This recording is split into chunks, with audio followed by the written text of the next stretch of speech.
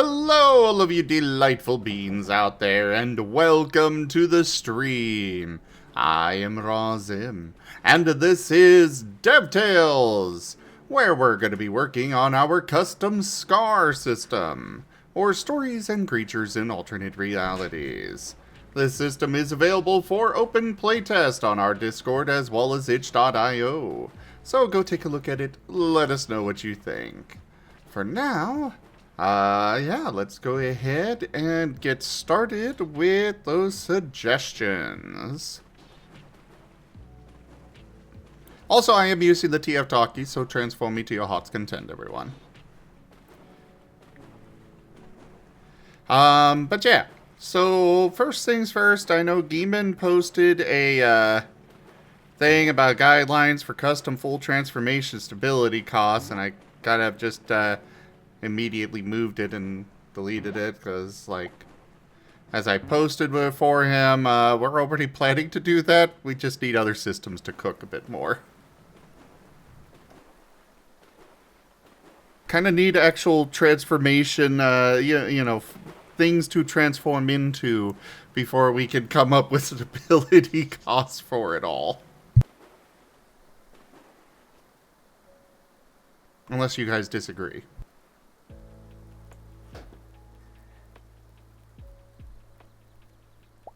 And of course, my headset decides to cut out right there. No, I mean, like, because I started working on that a bit, like, a long time ago, and then it just immediately ran into the problem of it's really hard to make things that actually work with that without all of the systems being done. Exactly. Also, pat the ducks. Puts the V in my lap. Alright, so first off, we have feat suggestion, absorbed in success from Key. Version A, when you get at least 110 on a roll, you may ignore a single 1 on any other die during your roll. I think we already put in stuff like this. Yeah, but we have one where it's specifically for the true combo. Mm-hmm. And I think there might be another one where it works similarly, but it eats the explosion instead. Yeah, and then version B, when you roll 10s, you may choose not to have them explode. Context, given the sheer number of true combos we've seen, depending on your successes prior to explosion, it might actually be beneficial to not explode dice sometimes. Yeah, so we do have, like, a version of that already. Honestly, when it comes to the choosing not to explode, I'm okay with... I would never take this option, but it doesn't hurt to just put that into the base system that, yeah, if you don't want to explode your dice, you don't have to. But who? I mean, morally and mathematically, it is a wrong thing to do, but, you know. It is. But, you know, like, there are some cases like Ren that you know, it could be helpful, but we can just pass on this, I think. Since we already have a version of that. If somebody's having that bad of luck, they could just ask, I guess. Yeah.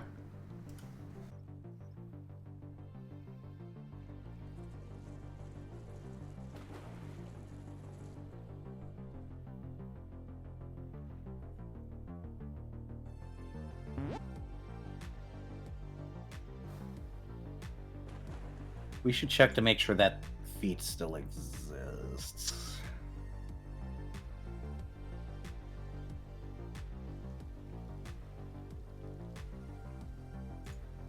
Though, really quickly, because I know we did it.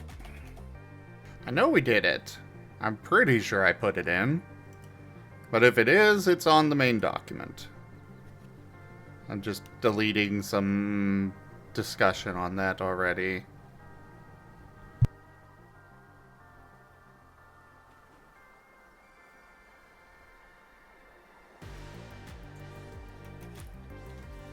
Hello there, Rat Hydra. Yep, lucky bypass, it's there. Yep. Figured I'd triple check just to make sure. I was just looking to see where we actually put it. Combat feats. Huh, okay. Then from Geeman, we have Cemented Initiative. Allow you to cement an extra initiative change when using Prime as a quick action. Prereqs, Primeval Initiative, Initiative 3.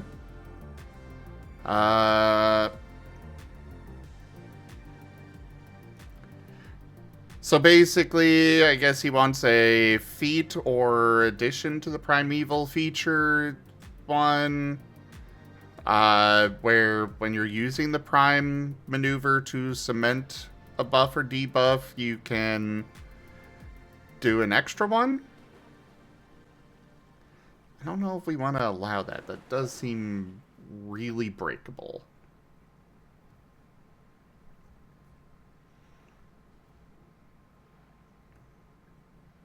What are your guys' thoughts?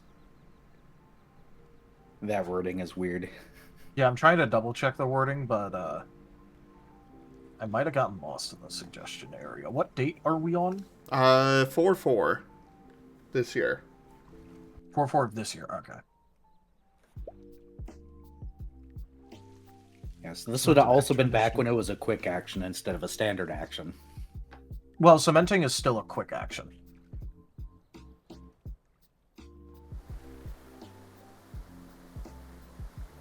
Yeah, so this was after we put in the quick action to cement.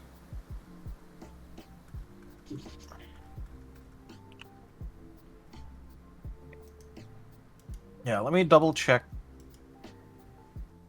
the wording. Right now, you may use this maneuver as a quick action in order to cement an initiative buff or debuff. Doing so would remove one stage of an initiative buff or debuff, though it would not cause your initiative to change. This can be useful to prevent your buff from being removed, or to then reset your initiative after removing a debuff. But it is for one at a time. So this just allows it to double instead of... Yeah, it just makes it count for single. 2. You could cement up to 2 positive or negative. Yeah.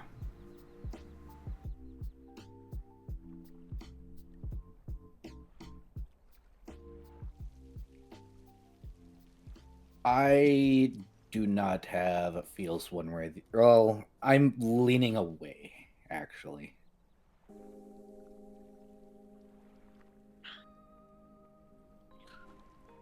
This would effectively...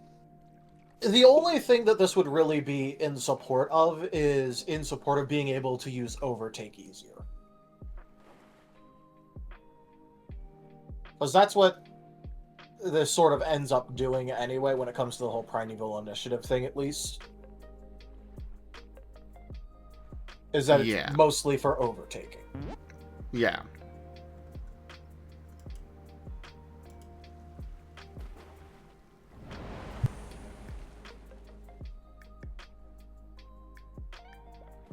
I'm thinking no on that.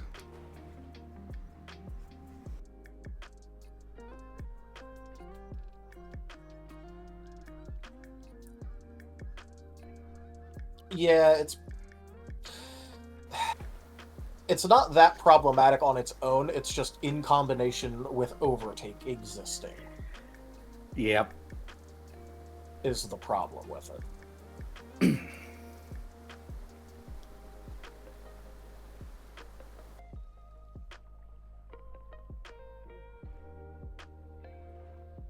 Alrighty.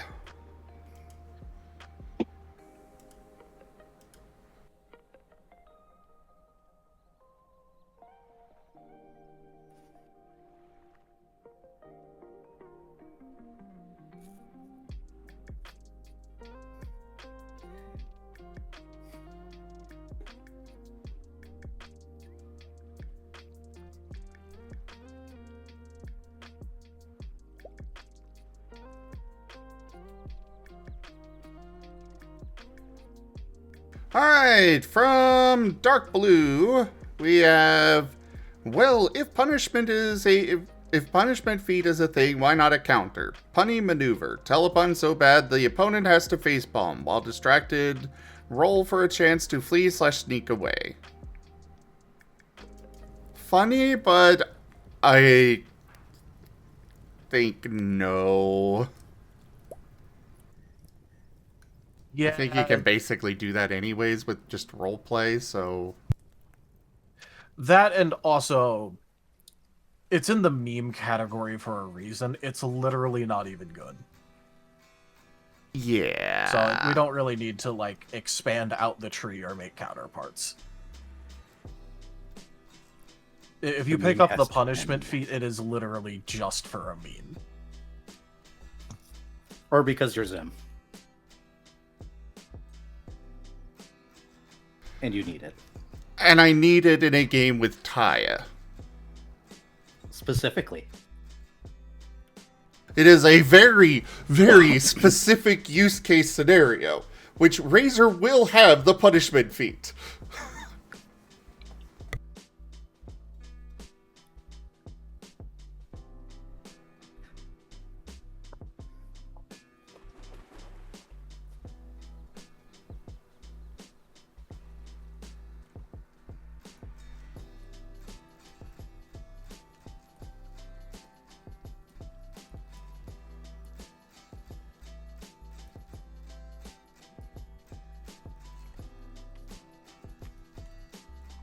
Of course, when Taya gets to Scar, that's gonna be more egregious to him. Just expect everything to not make sense or be a pun. I'm not going to stop him. Literally first session, he's already unconscious from puns. I'm surprised he hasn't knocked himself out yet.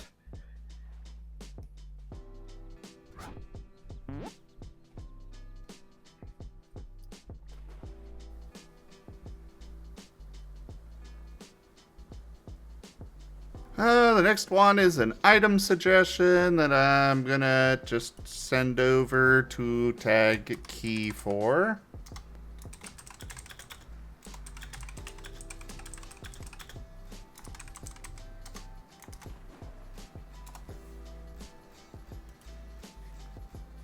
We'll let Key take care of all the item stuff. From Green Party, we have armor trait that reduces finesse skill penalties. Don't we already have that, Tal? For natural armor, yes. For artificial armor, I don't think we've got a specifically left that out. Yeah, there is an armor trait you can get to reduce the skill penalty, but I'm more confused what they mean by finesse skill penalties. Skill penalty still. They're just adding the word finesse. Yeah, they're just putting finesse in there. Also, artificial armor does not have a way to remove the or lower the finesse penalty. That's on purpose. I was thinking evasion. Yeah. So there's one for evasion, there's one for movement penalty. All of that specifically does not have one to lower the skill penalty. You don't want to have a skill penalty for having medium armor, get natural medium armor. Or natural medium defenses. You know what I mean.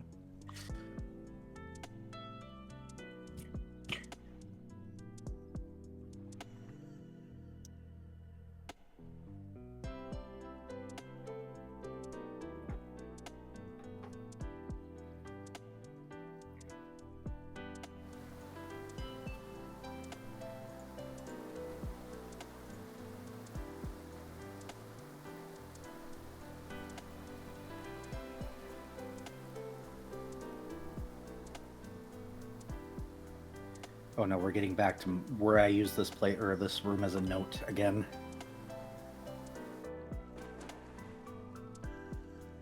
And the next one from Geeman is a Scar type auto calculator, which Tal, you put on the sheet, which is so nice.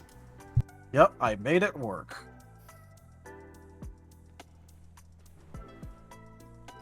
shit was annoying, and I recommend you don't click on the math involved in it.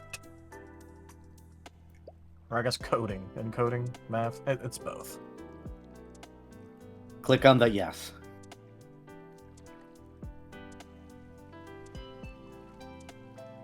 Alright, Green Party says, a friend of mine suggested that healthy just gives flat HP, but then healthier gives a scaling HP. That'd be a loss of value immediately. Yeah. Like, it'd be useful I mean, like, up front, but...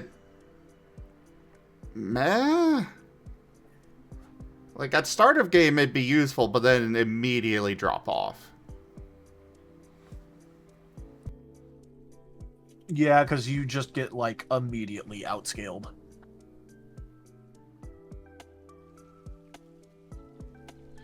I mean, you know, having a generalized health feat would be doable, but, like, you kind of really don't even need that. Not really.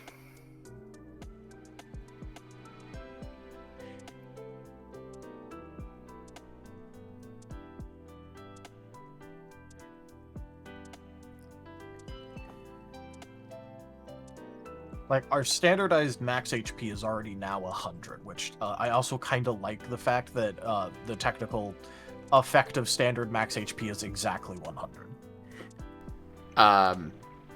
What? Because you get 50 in attributes total, and you can buy it healthier for all of them, doubling it. Oh, okay. I was like... I thought you were talking about the normal, and I'm like, did I miss a discussion somewhere where we decided to double HP? No, Oh yeah, I'm you just saying- totally missed where we multiplied by 100. Yeah. We decided But no, to I just kind of HP. like that if you fully upgrade your character, which is never going to happen, but you technically could be, you know, you get to exactly 100 HP. Which I think is nice. Happy background towel noises. Absolutely.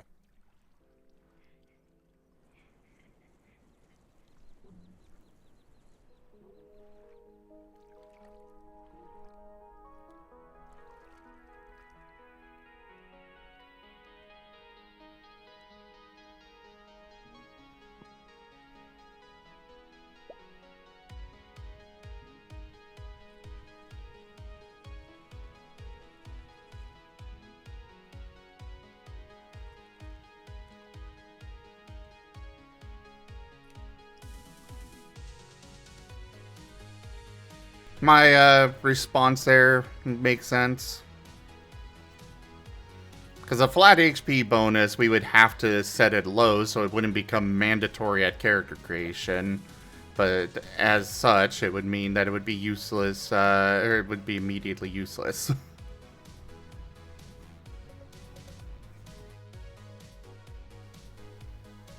Alright, so are any of these actually on our list already, Era, that we should... I don't remember these. I'm looking. Okay,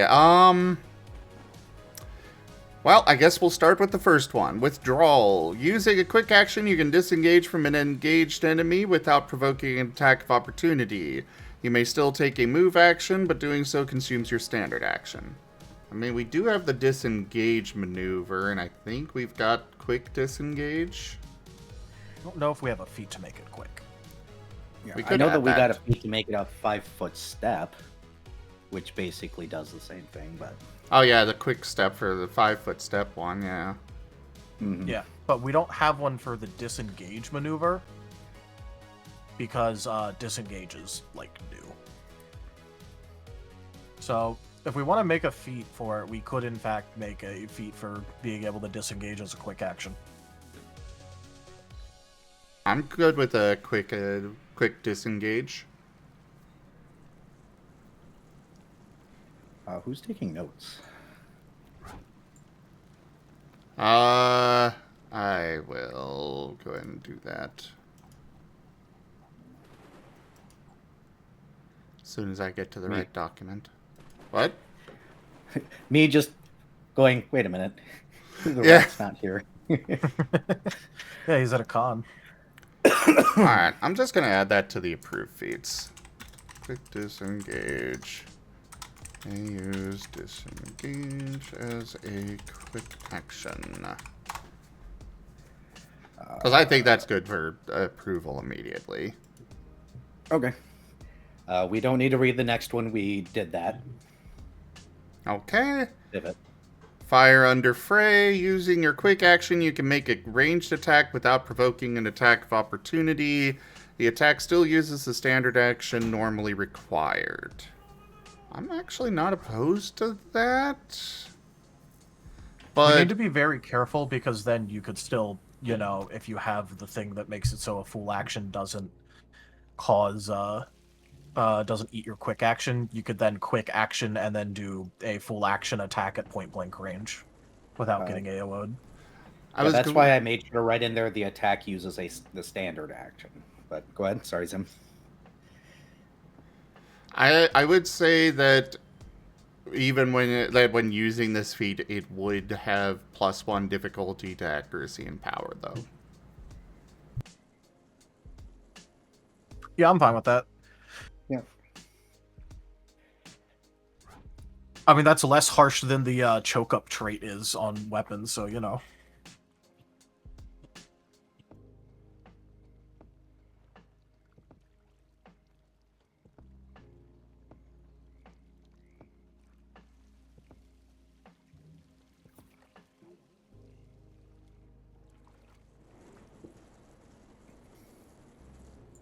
Alright, let's see. Do we want any prereqs on that? I don't know, like maybe like a prereq in evasion. Yeah, either evasion. Well, yeah, evasion would probably actually be the best. Evasion 2? Yeah, Or sounds 3? good. Sounds fine. Evasion 2 is very achievable. And probably already grabbed by most people anyways. Yeah. Yep.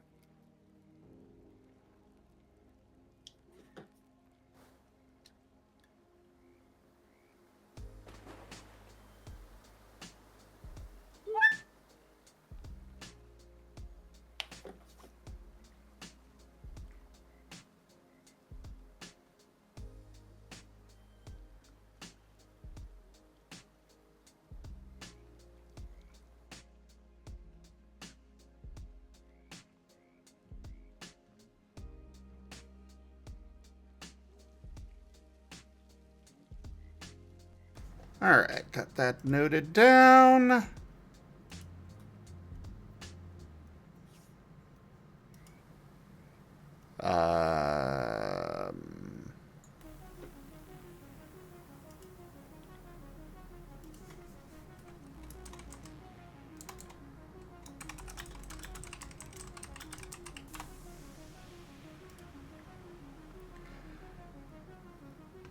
Green Party had a question about how to respond to our discussed things. Yep. We're in stream.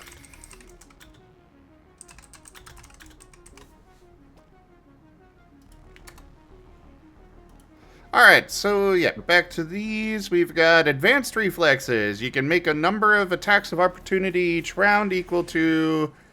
Oh, we already have that. Yep. So we can skip that one now. Bounce back. You may rise from prone using a quick action instead of a move action. I mean, I feel like that would be underwhelming for 25 XP.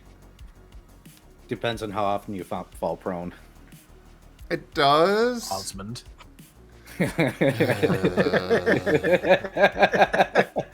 I am still not happy about him trying to make every negative a positive. Look, to be fair, it also has the very funny side effect of if he ever tries to use it on anyone else, it will also immediately drop them prone too. I hope it gets used on Nova.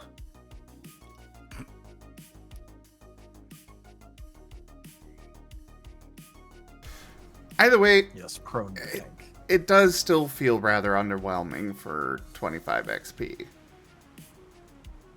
For a very situationally useful feat. It's fine. I wrote this how many months ago now? Solid like 8 about. Yeah. So 7, 8. I forget if standing up in this game provokes or not. I don't think it does. It does not. Yeah, so then it's fine. If it did provoke, I'd be a little bit more caring about it. But since standing up does not provoke, not a problem. In other systems, you usually grab something like this because standing does provoke, and that sucks. Which is also dumb in general. Standing up should not be a provocable action. Yeah. You know how it is.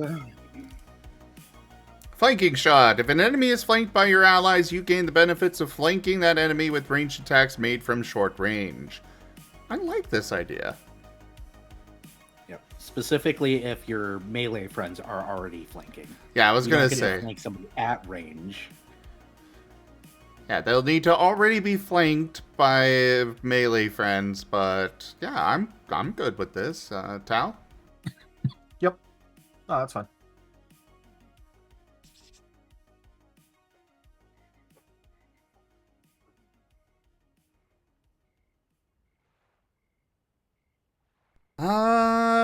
Prereqs. I would say marksman or emit.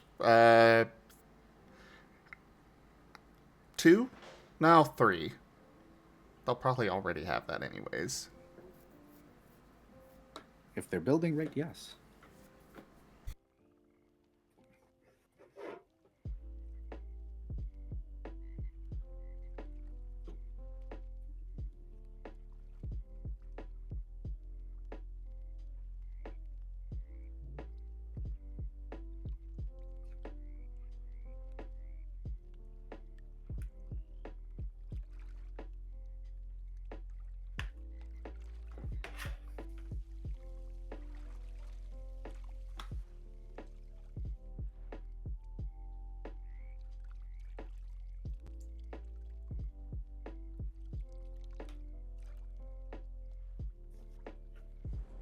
Alright, so the next one.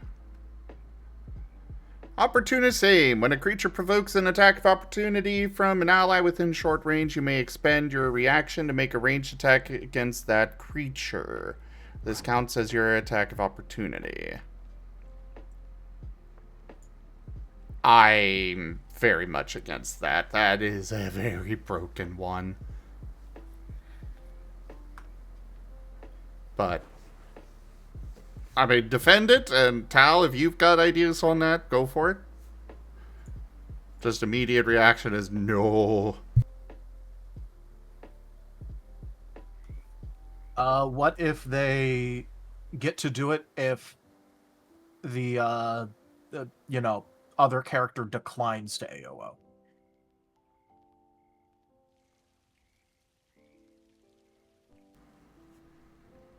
I could be okay with that, but they would have to be able to AOO themselves. So, if they've already AOO'd, you don't get to do this.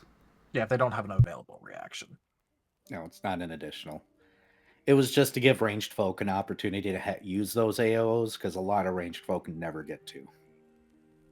Yeah. I'm fine with it so long as it doesn't... You can't use it to, pile on. Yeah, that's kind of my main concern is, you provoke an AOO and suddenly literally everybody is just BOOM! Everyone turns at the same time to immediately shotgun the same person. But the meme value... Okay. No, I'm fine with that change. I was just trying to consider ways to give those poor ranged people, those poor ranged people not standing in the middle of combat, not ever getting hit. Yeah, I'm fine with it so long as, no piling on. So only if the person declines. Initiative 2 for this? Maybe 3. Yeah, 3 might be good. What do you think, Tal?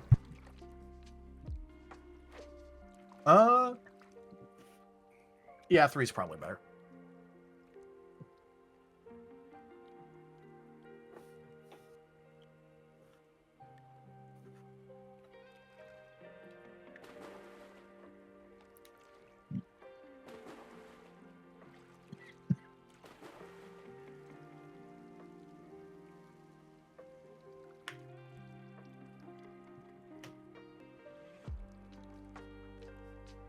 Alright, so added that to the approved.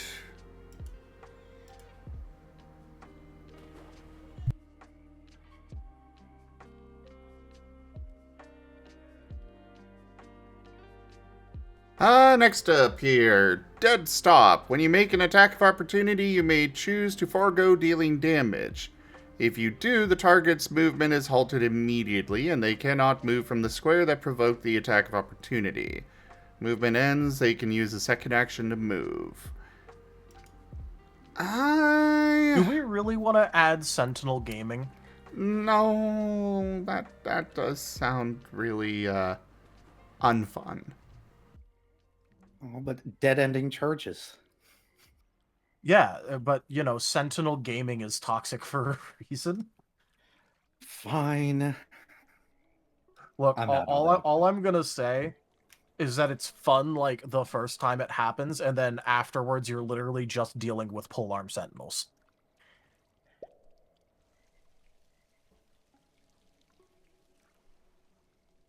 They can already AOO you when you're trying to get up to them. We don't need to make it so that you can't move to them.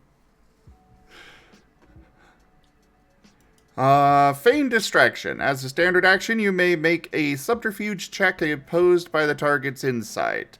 If successful, the target drops their guard and your next attack against them gains -1 difficulty. I mean, we have the aim maneuver, and this was probably before that. I don't... No, it just says next attack against them gains -1 difficulty. It doesn't say accuracy difficulty. True. But this also just feels like it's a little bit of a codified CSS moment anyway. Fuck.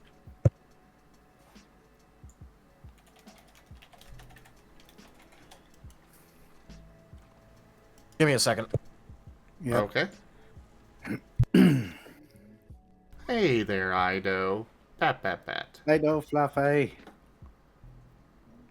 Ido is my good boy.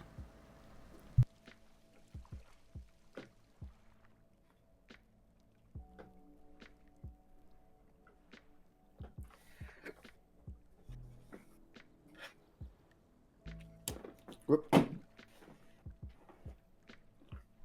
I dropped my phone.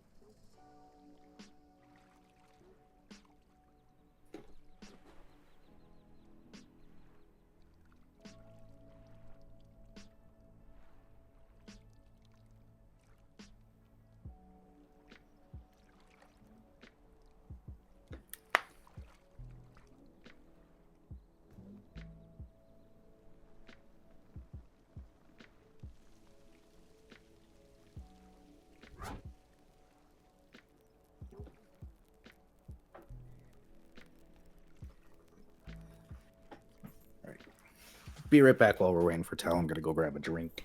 Yeah, no worries. I'm replying to Green Party. Yeah.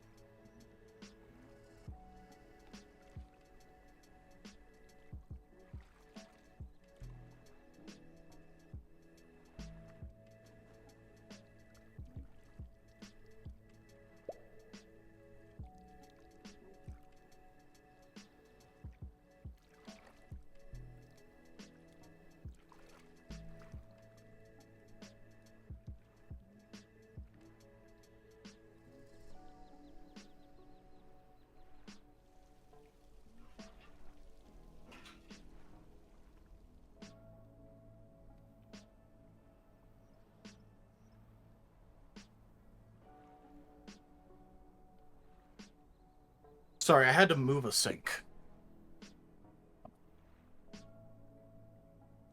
I'm now back from moving the sink.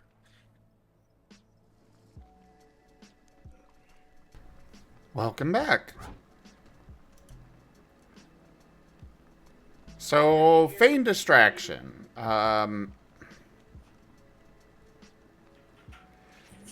I feel like what we've got with aim is good enough on this. Also, you could just CSS this anyway. That too. And I mean, it's not -1 difficulty on damage, but it is, you know, plus up to +3 dice, so.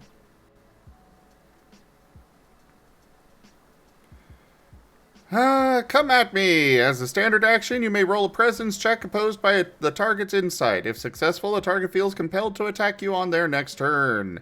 They're more likely to, but not guaranteed. We have that with the taunted condition, essentially, or you can always just roll that anyways. I don't think we need to make a, I guess we do actually already have a feat for that.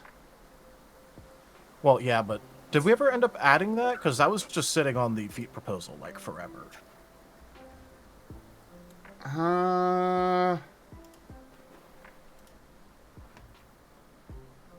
Possibly. I do not remember everything I added because there was so much in there.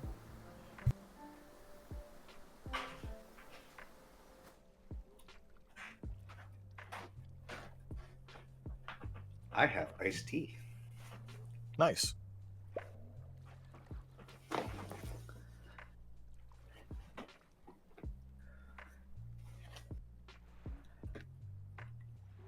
Yeah, I don't remember if we ended up adding. Yeah, I scrolled through the general feats list on. Fight or our flee. actual- It is not added. Yeah, I was about to say. I know we had it somewhere. I moved it to the workshop feats because I wanted to, you know, workshop it more. Yeah. So we can, I guess, write that off as already being a workshop item? Yeah. Yep.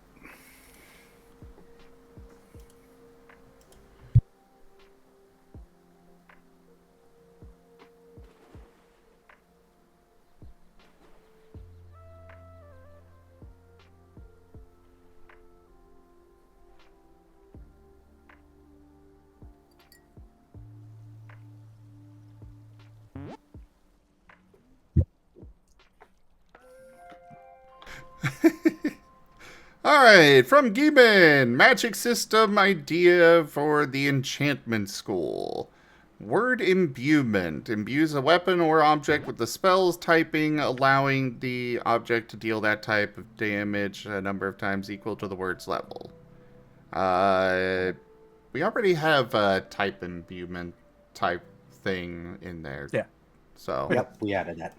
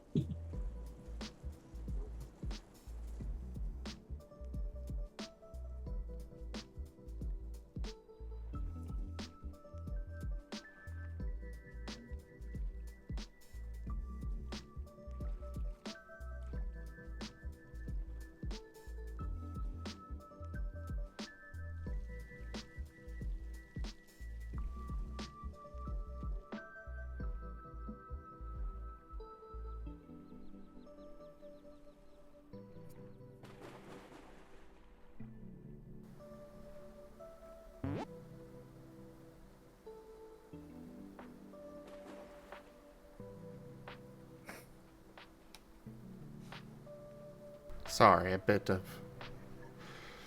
back and forth with Green Party in the Discord. Like, literally, healing is free. Or close enough to it in this. Because you can literally just make a quick action move for 6 XP And then every turn you can use a quick action to have a chance to heal yourself at least a little bit every turn. Yeah, if anyone ever doubts how possible it is to heal tank in this system, literally just look at Shade. And he has no armor. He doesn't need it. He just heal tanks. And Jace. Jace is going to be heal tanking. Yeah, I just wanted to give an example that, like, people probably have already seen, which is just, you know, Shade being a massive heal tank.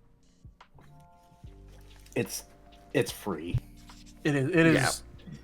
If you're going to tank, just give yourself a self heal of some form. Just a quick action. Just do it. I mean, shit, even Nova has one. Healing. There is a reason why we had to make it where it is, you know, the. There's a reason we had to make it where we have restorative healing as opposed to true healing, because healing is just so easy. There's a reason why I made Thales an anti-healer. Yep. There is a reason that I specifically put in a bunch of magic anti-heal stuff, because, you know, that makes sense for magic. How to deal with those pesky heal tanks. Yeah.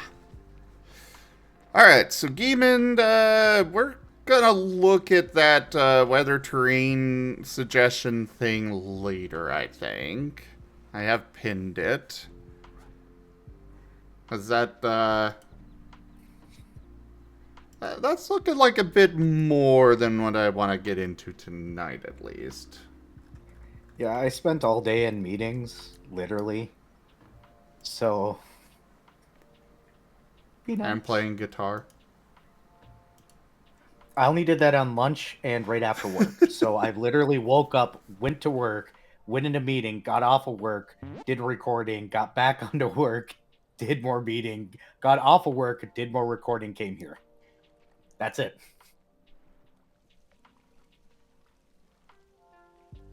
I did not pass go. I did not collect $200. Alright, so from Key, we have a feat suggestion, Bubble Burster. When you have preventative healing that is removed completely by an attack, you may use a reaction to nullify any excess damage that would otherwise affect your remaining HP. Ooh, that... I even responded to that saying it would have to absolutely be limited for sure, but it is an interesting idea. It's an interesting idea, yeah, but... That would just make heal tank superb as written. Well, yeah, but that's also... it would have to be like half feet limit per day or something, you know? Yeah. It would have to be severely limited. It is interesting, though. Suggest perhaps limit to one scene or once per day. As listed in there. Oh, it's like this was made to help Rain. Suggested prerequisites considerations. Water affinity, medicine 3, soul 3, or integrity 3. To be fair, the funny part is that I don't think this would even help Rain anymore, considering I think he got rid of all of his preventative. I put it back on there with him. Okay. He has the choice now with this big heal move to either do preventative or restoratives. That way he can be versatile, because, gods. It's only 18 XP to be able to do that, too. It's really cheap, actually. Yeah, that's why I was like, why'd you get rid of this? He's like, well, I thought they were the same. I was like, no, they're not. If he doesn't understand now, I give up, man. Yeah. As for Key's thing here, I suppose limiting it to half feet limit, we could possibly allow it. But it is that dangerous thing where it's like they're doing, you know, you pop one up and then it just, you get one preventative healing and the rest of the damage is just gone with this. That is a... Could always... could always make it so that way, like, as a reaction, you could, maybe try, like, doubling the amount of preventative health you have on yourself against an attack. That way, if you only have one, it barely does anything, but if you have a thick shield, it actually does things. But that's about the only way I could think that it would make it actually, like, scale with the amount. Or maybe, like, it can... I mean, it basically do the same thing if we just say that each one would, like, you know, prevent 2.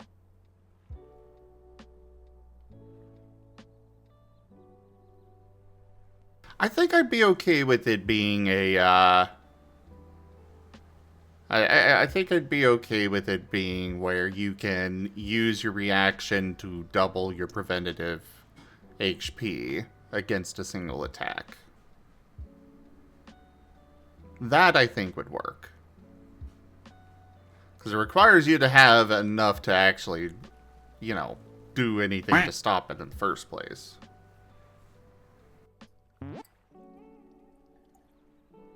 Alright, I'm adding it to the workshop thing.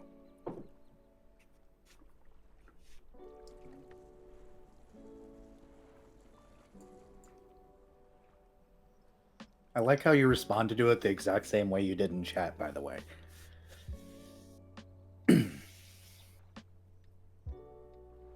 I did bring up that I already responded to it once. My opinion has not changed.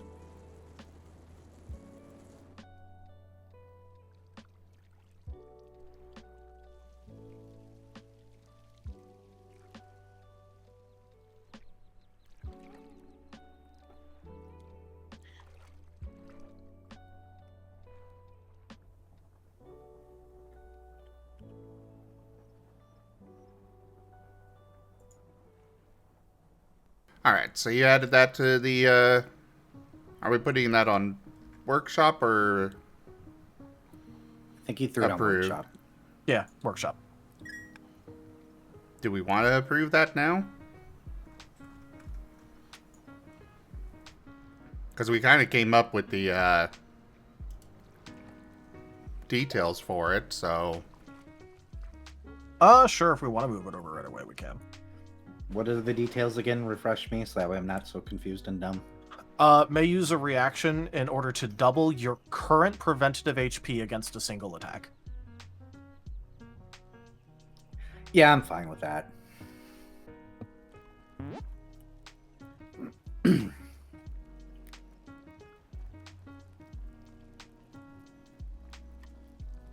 Add the stipulation that the double, that the any extra preventative will go away if it is not consumed by the attack.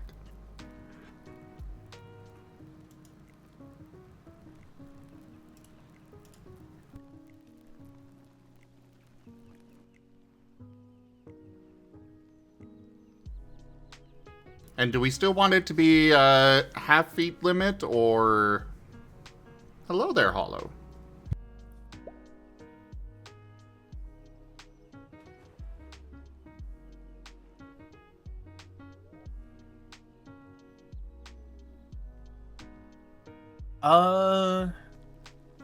I'm honestly fine if it goes up to feet limit. But this is like a very strong like tanking effect, so I'm fine with either.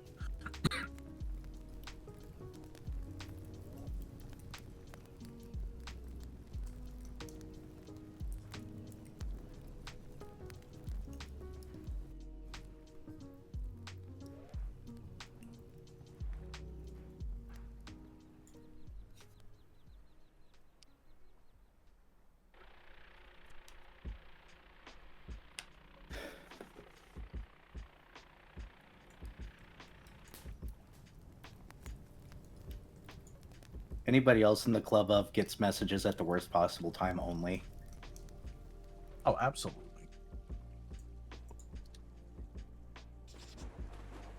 If it makes you feel better, you know, like about 15 minutes ago, I had to go and literally move a sink. Oh, I heard that part. No, it's just funny because my brother or the Sib almost never messages me. Unless I'm like in stream or something. I swear they know. Who never met? Games, What? if you're out there, I'm gonna slap you. My sibling texted me randomly Ah. with a question. I'm like, sorry, I'm busy, can't answer right now. Alright, so we've got a PDF from Bluebat. I'm going to just move that over and ask them to make it a Google Doc. Oh, ignore It's that a one? big enough Okay. deal.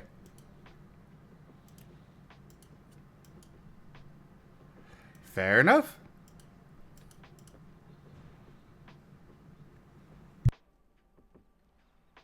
And then more weather effects. Well, not yet, but you know. Well, I have already said we were skipping that weather thing for now, for today. Regarding Yeah, the no, beach... I just like scrolled down and saw more weather effects further down. Oh. Oh. We gotta figure that out at some point. But first I want to get the, Hey there, Petrichor. First I want to get the, brain dying. The, Primeval Might figured out. Yep. Also, I like how we just started talking about weather, and someone named Mr. Petrichor Possum has shown up. It's great, isn't it? Why is it that we talk about weather and immediately someone with the name of Petrichor comes by? Speak of the devil and he shall appear. Speak of the weather and it'll go to negative 30 degrees Fahrenheit.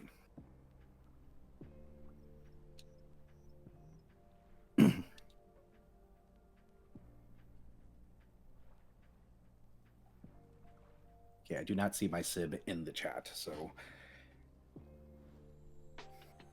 I know they're not spying on me and choosing bad times intentionally, I think.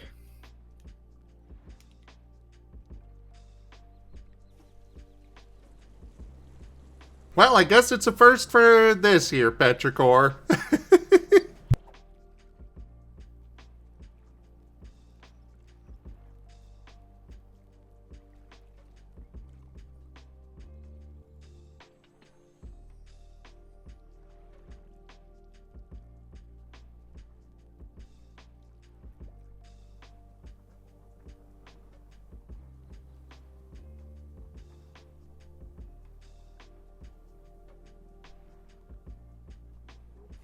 Got a bunch of messages to delete.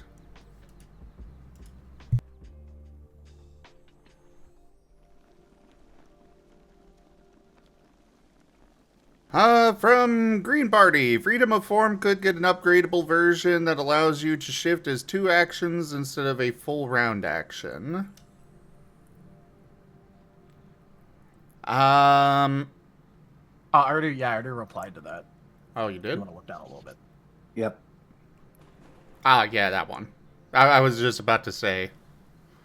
Yeah, we've already got a feat for that. For everything. Granted, the name and requirements changed since then, but Yeah. same feat.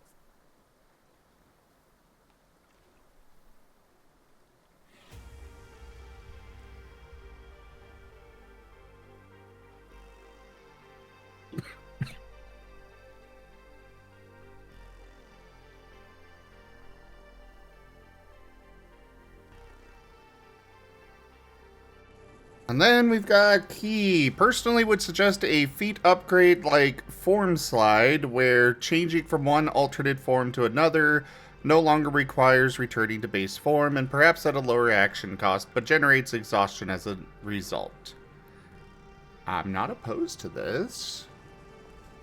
Well, it sounds neat. I don't think it does anything, though, because returning to base form is a free action.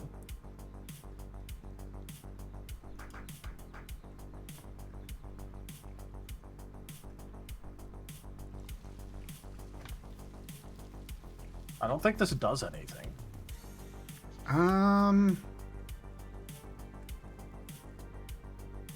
Is it a free Oh yeah, it is. Yeah,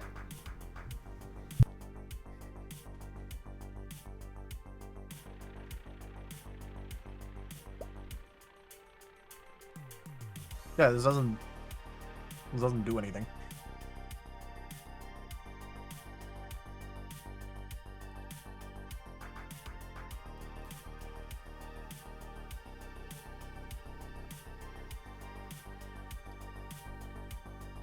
Hi, Digi. Did we add primeval forms in June? I believe so.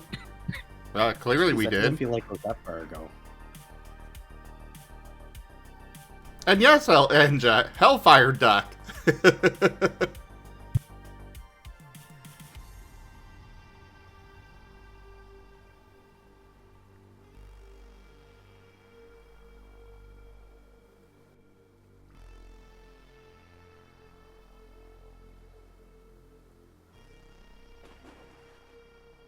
Also, yes, we did. I went and checked. We added it on the 6th of June. Huh. It's a ninja.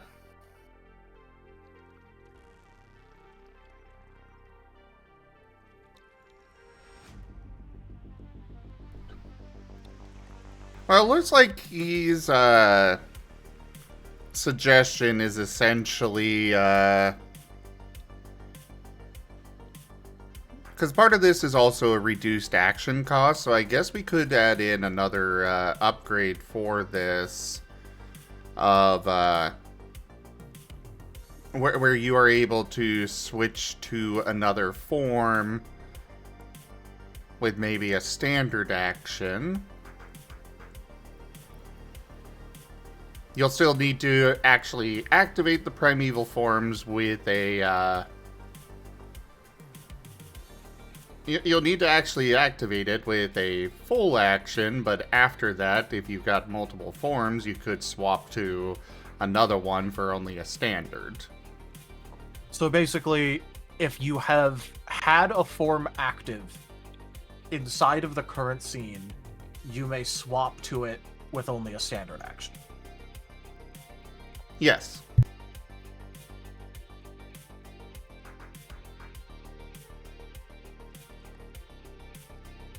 Oh yeah, that could work.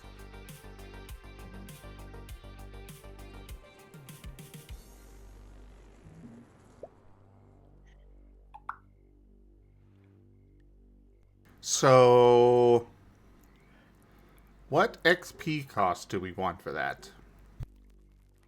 You still have to activate the damn thing, so like 10 to 12 probably.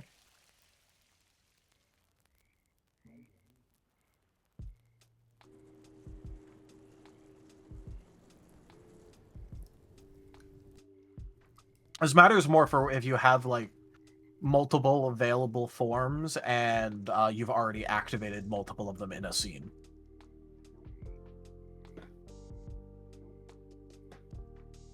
Granted, it still helps if you only have the one. Because then swapping between your base and first alternate will still, you know, only be a standard for the rest of that scene. Well, what I'm saying is that after you've actually, like, once you have taken on one form, then you can swap between them all with only a standard action. Oh, okay. So you got your base, you've got, let's say, a DPS and a tank. You start the battle off taking on the DPS form. Then you decide, I want to be the tank now, so you can use a... Switching into the DPS took a full action. Then switching from DPS to tank is standard. And of course, dropping back to your base form is only a free action, but then, like, say you were in the DPS, then you decide to switch to base form, and then to tank, I would say that the tank would still be only a standard action at that point.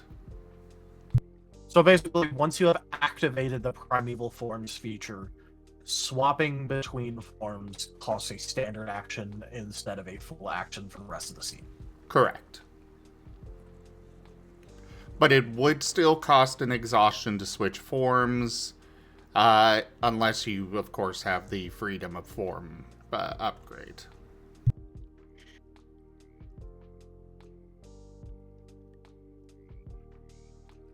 I don't know, like around like maybe 15 then?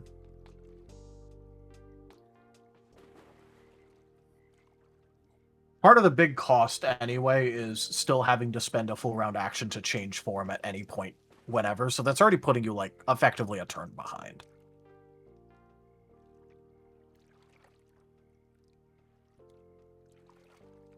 I'm personally leading 10. Because unless you get that 20 XP freedom of form, every time you change is going to cost an exhaustion.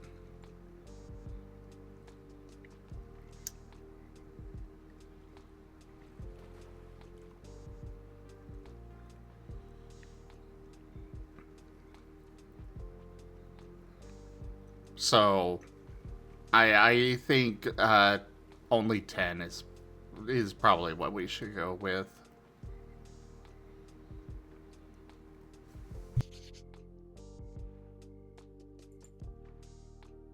Yay, nay?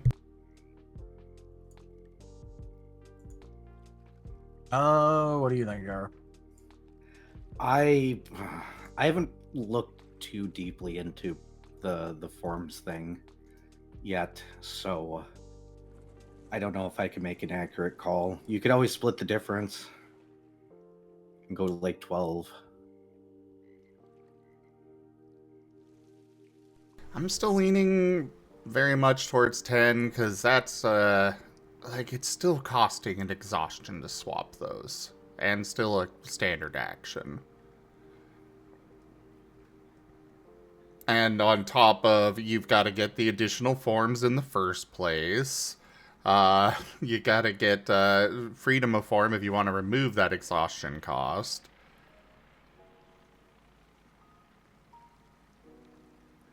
So just for this to be useful, you'd have to spend, 35 XP before you can even use this upgrade. And even then, it still costs the exhaustion.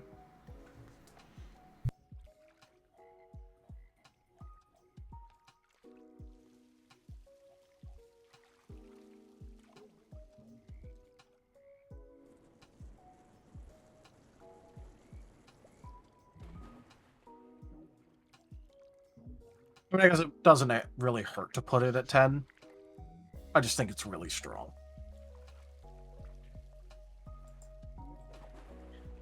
I'm kind of looking at this at the perspective of everything else that is required to even get it as well.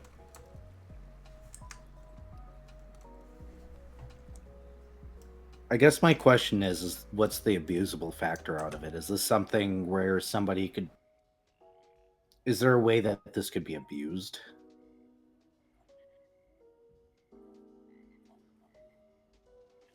Because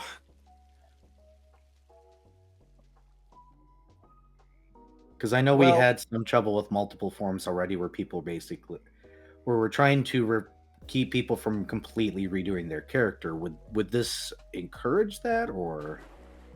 No, I don't think so, because we've already put in the note that this is intended for combat forms, not just to have the other thing that they were trying to pull.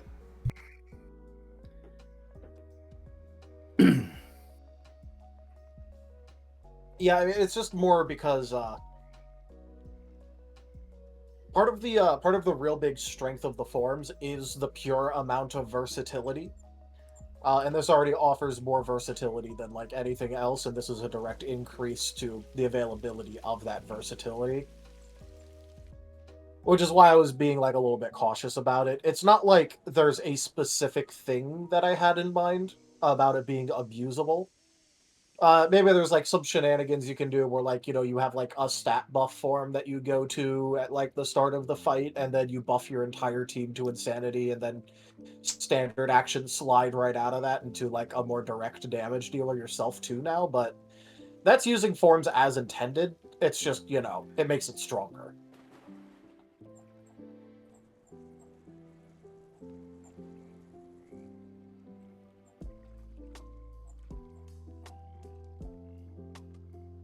But like, I'm fine putting it at 10. I was just trying to be a little bit more cautious about it, but it doesn't really even matter that much. Even just like having the availability for this, people who are going into forms are going to buy it anyway. So I guess 10 it is for now. Yep. Also, I'm thinking we're gonna put in a note that you immediately return to base form at the end of the scene.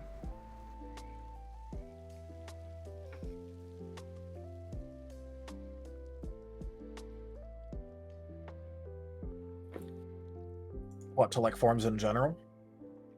Yeah, that would be just part of the default ability that at the end of the scene you immediately revert to your base form. Oh, okay. So that way we don't have them, going into battle already like, oh yeah, I've already got this.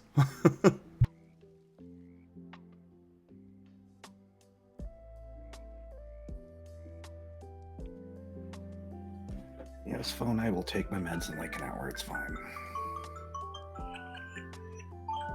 Yeah. All right, that was suggestions for an hour.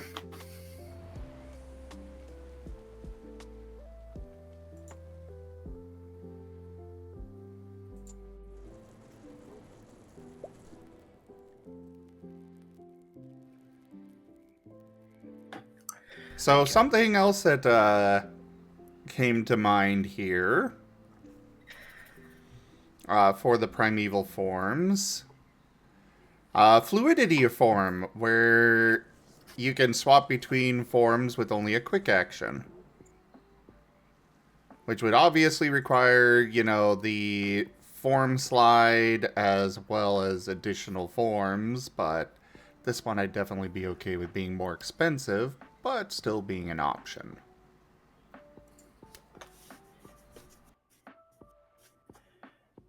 You can trade down actions, right? Just clarifying.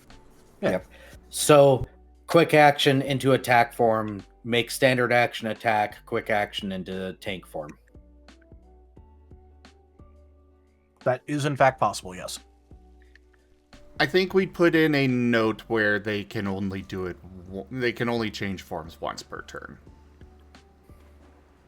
I think we'll make that note, but otherwise... Yeah, because otherwise people are absolutely playing peekaboo. Yeah.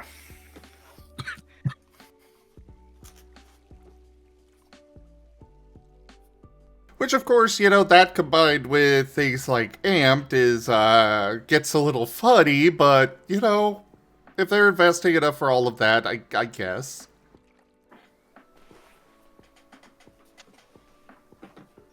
They hide a shade. Hi, Shade. Shade in combat be like.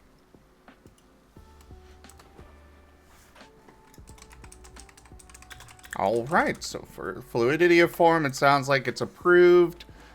How much XP do we want it to cost, though? Because this one I'm okay with being more, like, I'm thinking 18, maybe 20.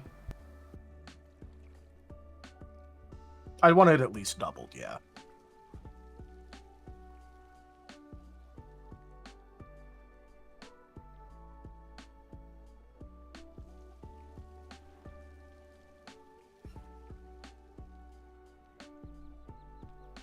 By the way, Zim, did you see my visual gag?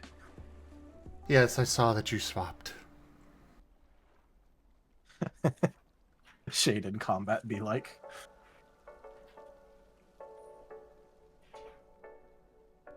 So do we want to go with 20 then? Yep, so long as it's doubled, I'm fine with it. Alright. So yeah, that is our suggestions for an hour. Let's go and remove that. We're almost caught up. Holy crap, we are.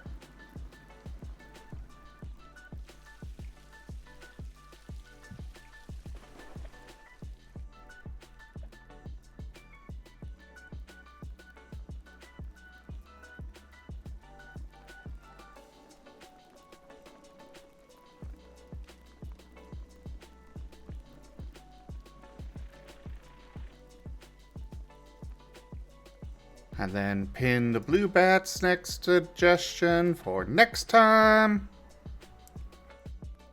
Alright, so to the to-do list.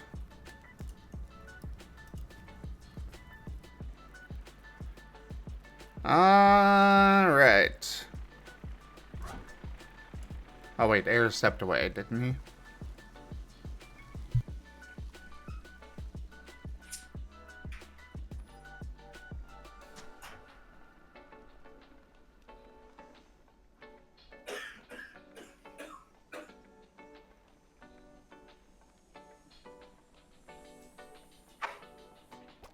Yeah, I'm taking my medicine, but I can hear, so you can continue.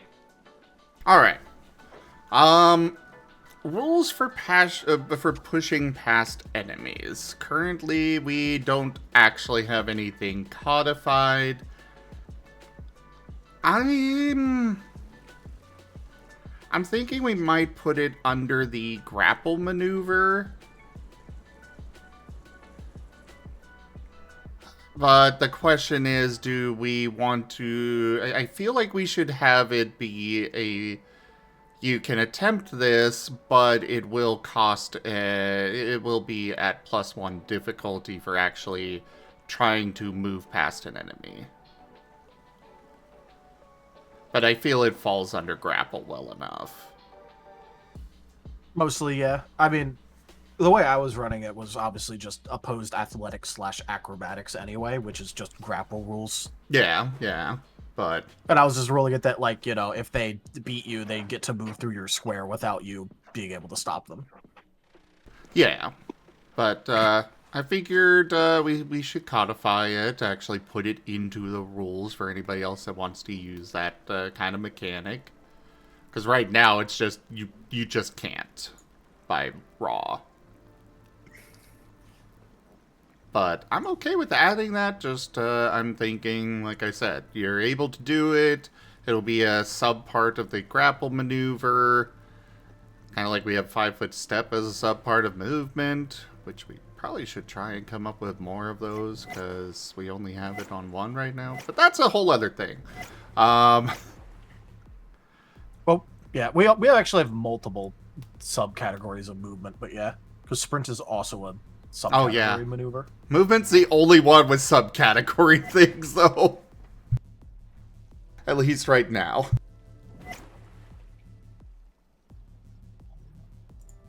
But yeah, push past being possible, falls under grapple, +1 difficulty for the one trying to push past. Yeah? Yeah, I'm fine with that. Yep.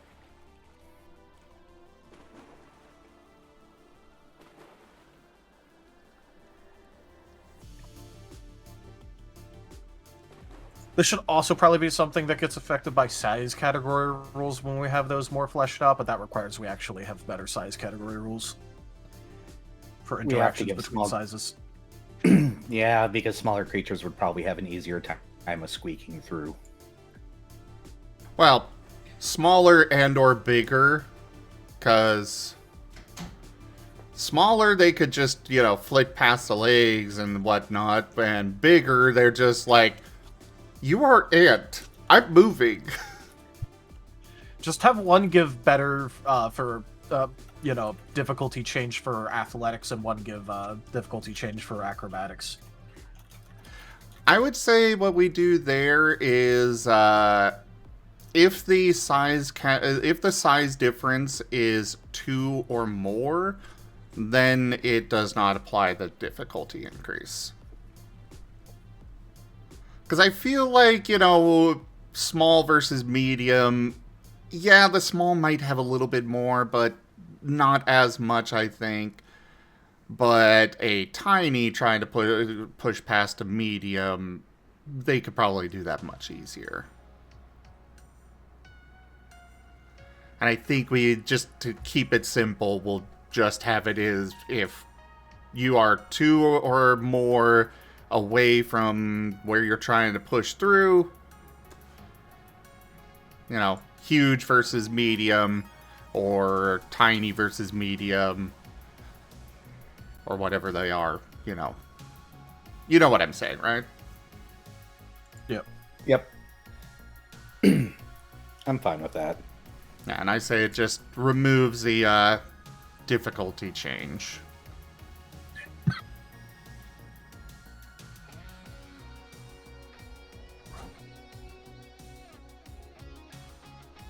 So if your 2 size categories different from the target, difficulty change gone.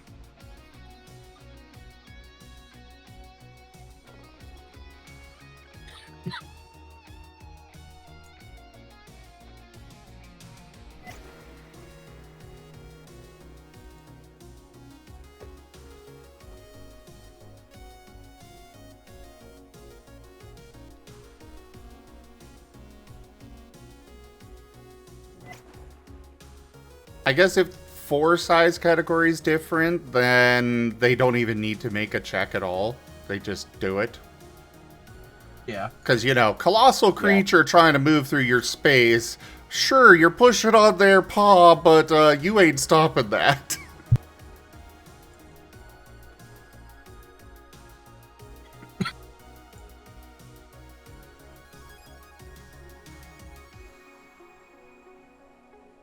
Unless you're very lucky or very creative.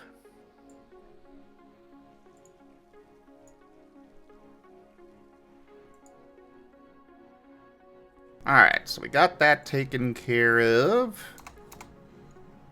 Oops.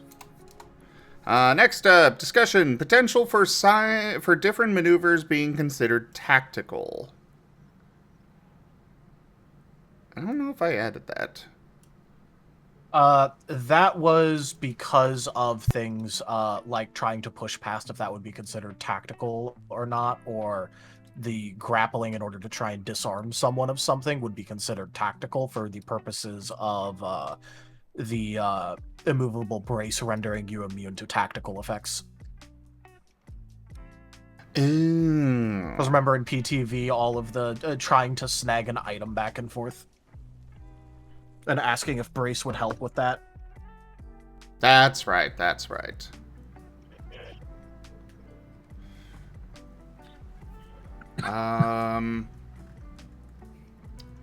So for the sake of that, it's a movable brace.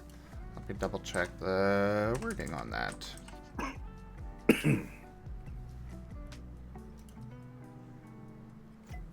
There it is.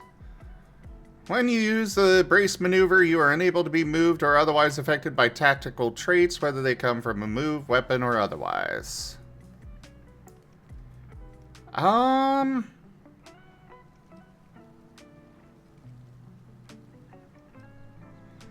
think we could absolutely categorize some of these as tactical for the sake of immovable brace, and then adjust a movable brace to say, you know, it's a tactical thing rather than just tactical traits.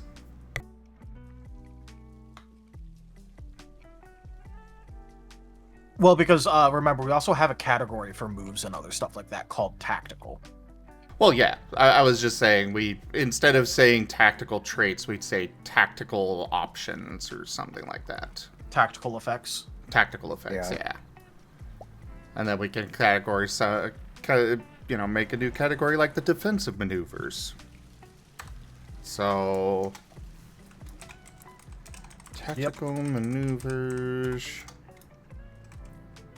Like pushing through somebody. Classification. Adjust immovable brace. To clarify tactical effects. instead of traits. Alright, so now let's go through our list of maneuvers and determine which ones are tactical. Which, just because we've got, you know, like in this case, only some of them would actually apply to immovable brace, I feel that we should still go ahead and classify which ones we think would be tactical as opposed to otherwise. This also matters in case we ever end up adding more Exactly. tactical things, especially with stuff like might expansions or whatever. Exactly what I was thinking for that. Alright, so aim. I think that one's pretty No. tactical. No? Well, because I would make it so that way if you brace, it's impossible to aim against you. Well, immovable brace is specifically that you cannot be moved by tactical effects. So aim would still apply even if it is a tactical maneuver. It's just that you would not be able to, like, the only thing that really applies with immovable brace in this case would be grapple and the push past. Like, disarm would still apply. Like yeah, trip also, but, you know. But it also says otherwise affected in the wording. And this matters for things like remove positive condition or remove stat change, because if you use a movable brace, those don't affect you either. Okay, in that case, we're going to adjust a movable brace because it is intended for just actually being moved. Not, you know, you're not affected by remove condition.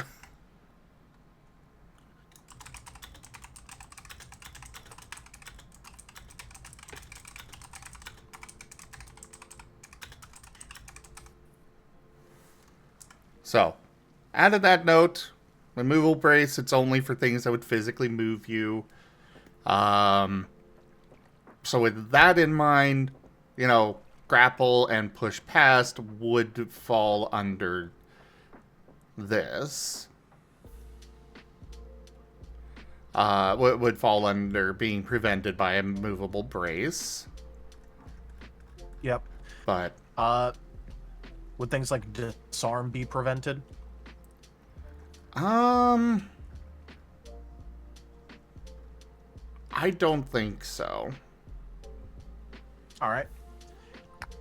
Trip should also absolutely be. Do we ever make an actual like trip? I think that's a move trait, Maneuver? not a specific maneuver. Yeah, it's a move trait right now. Yeah. I was about to It's say, also did we a ever make weapon. an actual maneuver for it? Yeah, no. Which we didn't. Well, for now, let's go and start at the top of the list and determine what we want to classify under this tactical category. So, aim. So, really quickly, what are we defining as tactical? Just that way I have a definition to roll off of. You know, that's actually a really good point. We should probably define that. What? Yeah. Because because I can't really just throw things into categories without the definition. I'm sorry.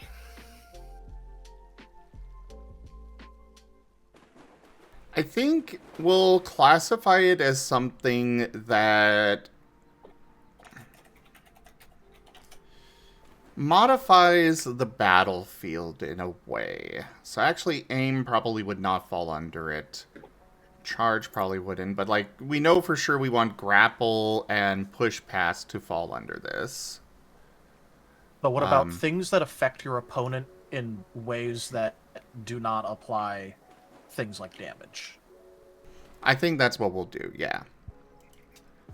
Okay, so Obviously, yeah, that's no, not like aim- the best definition, but we understand that. yeah, it's basically things that affect your opponent, not necessarily you. Yeah. Which I'm fine with. That means that no, aim and brace would not fall underneath that category. Neither would cleanse. Technically, charge would not. Alright, so yeah. Cleanse, no. Well, cleanse is already a defensive one, anyways. Combo, Yeah. no. Disarm, yes. Disarm, Disarm, yes. Let's see. Just making a note here. Let's see. Disengage. No, because that's a defensive one already, anyways. Dodge, no. Grapple, yes.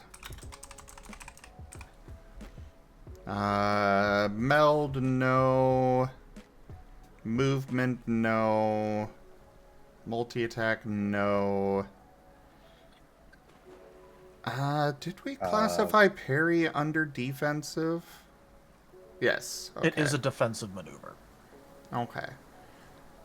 I think while Prime does not necessarily affect opponents directly, it does adjust the initiative order, which does kind of affect them. I would say that one would fall under tactical. It does have an indirect effect. I'm fine with Besides Prime just being like, tactical. yeah, so Prime can be tactical. Second wind, no. Strike, no. Sunder, definitely yes. Yeah, Sunder is definitely one. Yep. And then we're going to be adding a trip one. So, that one will probably be, I think that'll fall under grapple as well as a sub maneuver. Yeah. Rolls the same way. Yeah, rolls. Yeah, it does. It has the same roll. Yeah. Same thing, just, you can apply trip instead of actually grab.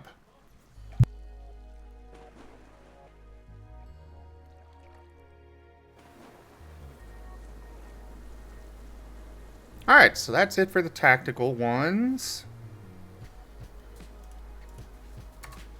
Do we want any adjustments, or is it just straight up the same as grapple, just instead of grabbing them, they're being knocked prone? I'm fine if it's literally just the same, but knocked prone. Yeah, this same's easiest. Alright.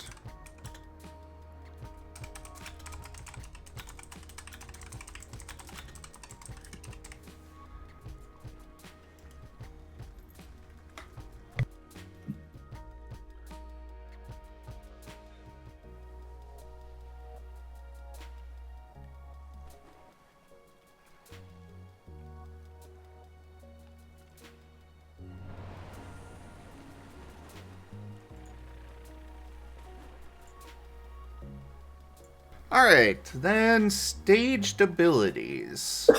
That's something that I put there. Alright, please explain. Define. Yes, I will do so. I wanted to put forward at least the idea of making staged abilities. Things that, like, because this is a very, like, common trope, and I didn't know if we wanted to have included because we never really talked about this. Which is where, the ability has multiple different stages. So, like, if part 1 succeeds, the next turn you can move on to, like, part 2. But if it gets interrupted, you have to start over.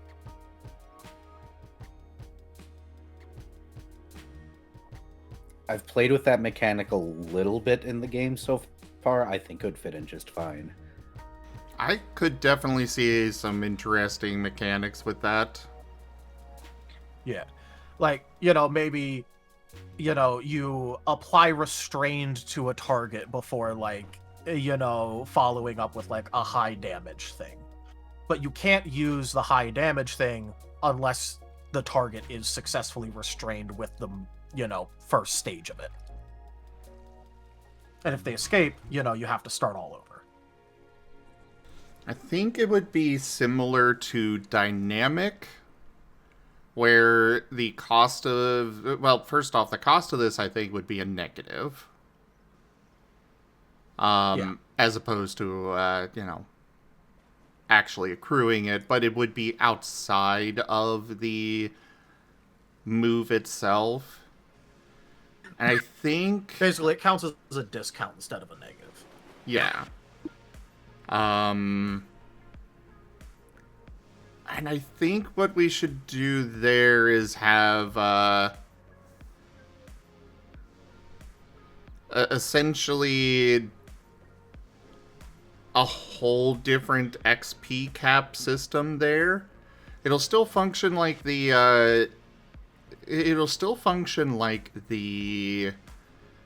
dynamic where, you know, you're only paying the cost for the finished version. But what I'm thinking is, like, we could allow them to have up to 3 stages. The first one is limited to, like, say you make a quick action one. The first one is half XP cap. You're only able to do a little bit there. Then the second stage, you know, another quick action, you have the full XP cap available. Then I'm thinking for the third one, it'll be I'm thinking double, but it'll all be quick action with this. Or if you get dynamic as well, it would all be, you know, you'd have to come up with essentially 9 different moves, but, you know, You have to follow stick my the move tree you matrix. select. yeah, you have to follow the follow tree the you tree. select, but, yeah, that's what I'm thinking. So, you know, you start off with 15 XP for the move, then you go to the next one, and the next turn it's you get 30 XP for the move, and then the next turn you get 60, and it's still a quick action. I'm kind of all for this. We should probably make it so it could be applied to any stage if we are, or not any category of move, like, you know, quick, standard, or full, if we're going to allow them to do the dynamic thing with it, if it's not limited to only being that. Oh yeah, that's what I'm just using quick action as an example. I'm just saying it's, yeah, it'll be available for any of them. But yeah, Yeah, I I thought about it like a little while ago, and I'm like, this would actually fit with our system pretty good. Yeah, I played, as I said, I had a move like that on Verdant for a while. That one of the parts of it couldn't go off until other conditions were met. Because I like those things personally. Asher immediately turning Judgment into a staged ability as well. 100%. You continue to defy the god of death, you will be smited. Yeah, I'm already trying to think of a meld move I could do with a weapon then.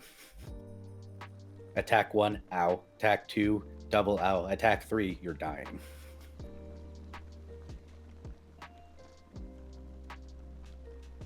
Interesting ideas.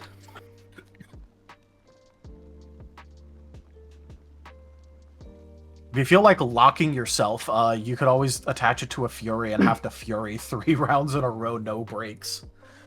Well, I'm a medium weapon wielder, so unfortunately, Yeah, not fair. an option. Alright, let's make those notes.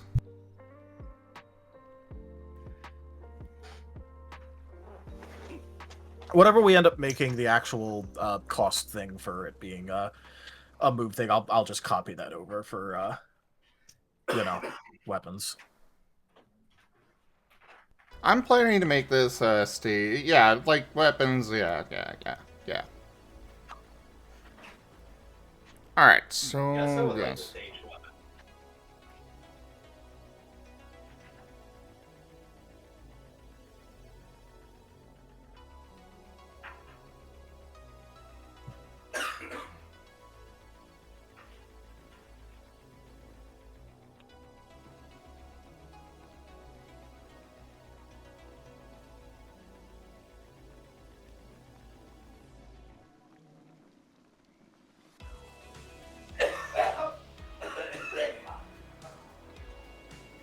Please stop dying.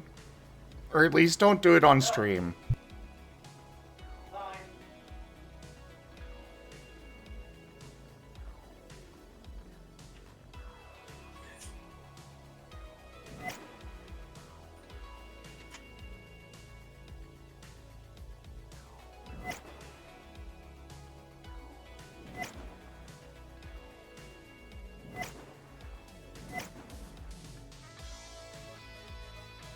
So what kind of discount do we want?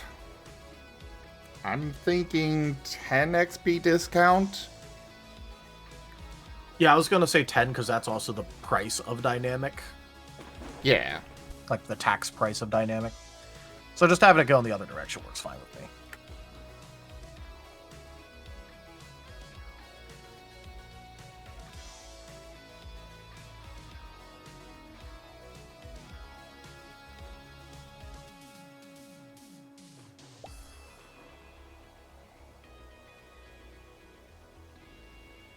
And just for the sake of this, we're going to say you can only use it once per, one stage per turn.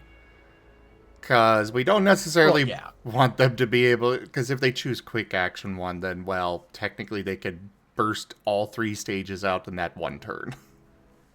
Or standard action would just punch them, I guess, a little bit. If you do the amped meme. Oh, yeah, that.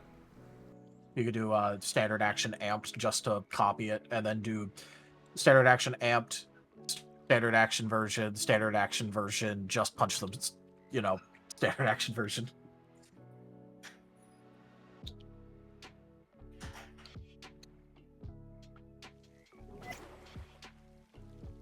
It also means that if you, sit in the corner buffing for a long-ass time, you could also, technically speaking, do the full action version in a single turn, all 3 stages. You just slam as many amp stacks as possible. Yeah. I'm charging my laser?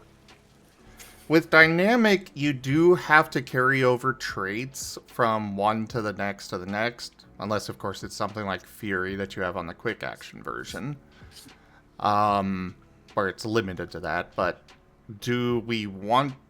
I don't think we should have it. No, it'd be more fun if they were able to change things. Yeah. This is literally just a fun moment where, you really dislike the opponent, so you summon, you do a triple ring fucking spell, effectively. About to heal them, You're going full Overlord on their butts. Do you guys want to see my new spell? I call it Undo. What does it do? It undoes that guy over there. Just that guy, nobody else. All right. No, but this is definitely a fun thing, but yeah. Yeah, I like this. All right, so next up, riding on allies. Using an ally as a mount. I'm sorry, I'm that guy. I mean, I was that guy too. Like they said on Saturday, that's what I tried to do with Eric's years ago. Yeah, I like making the huge creature everybody else can just hop on. Hi guys, I'm your cart.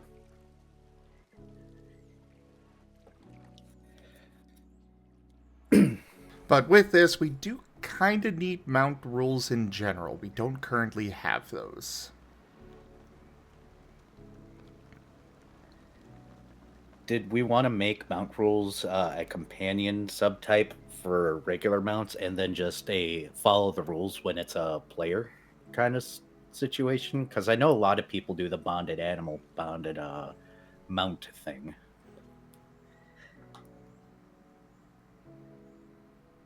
Every paladin's got to have their unicorn or what have you. I think that'll be a subtype for the yeah, we can add that as a subtype for the companion, which we still need to add a familiar and sentient weapon under there. And familiar. I mentioned that one. Familiar. Ah, yes.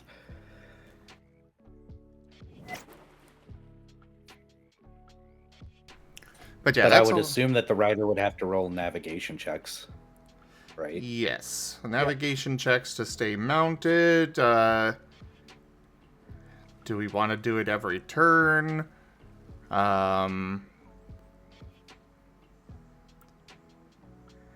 I guess in general, It like, should really be more like if something would happen that would attempt to dismount them, like, you know, getting hit or having to make a sharp turn. Yeah. You know, AKA just when procced. yeah, basically just like vibing along on a horse shouldn't require checks every turn to not fall off. fair. As long as you have a dot in navigation. So long as you're capable of it, yeah.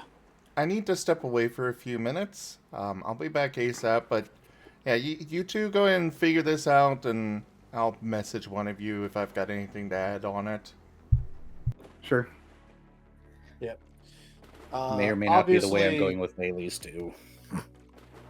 Obviously, the Mountie needs to be at least one size category larger than the Mounter. Yes.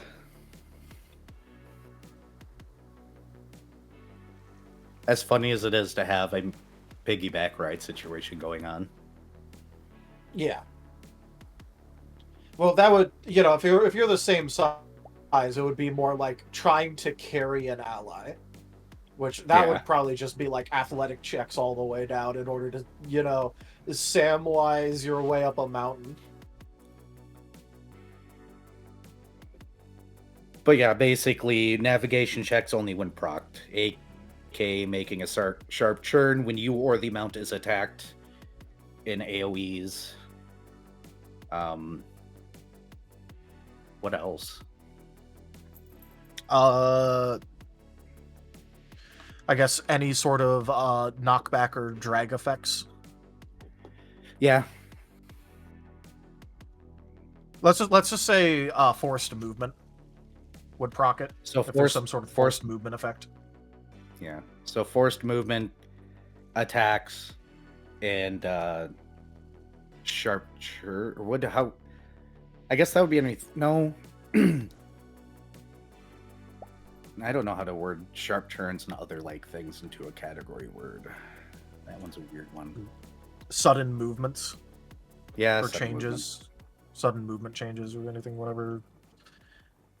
That one is literally just up to the storyteller to call for. Yeah. That's for basically when you ask the storyteller, can you Tokyo drift a horse? The answer is yes if you roll high enough. Key phrase, if.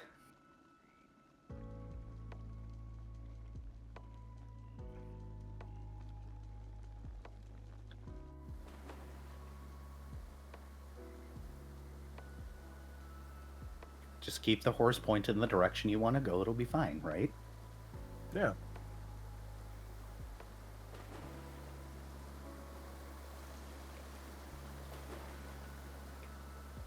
I see a Vari. That is a good question. What happens if the mount teleport? Well, no, they would have to have the additional ally. Otherwise, you would not go with. Yep. So, easy to That's codify. pretty easily solvable just by rules. Yep.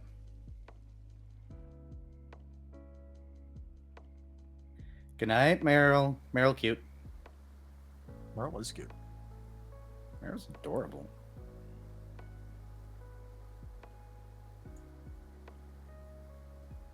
I do have a goal of making it that way the party can ride up with Thales. He is going to be big after all.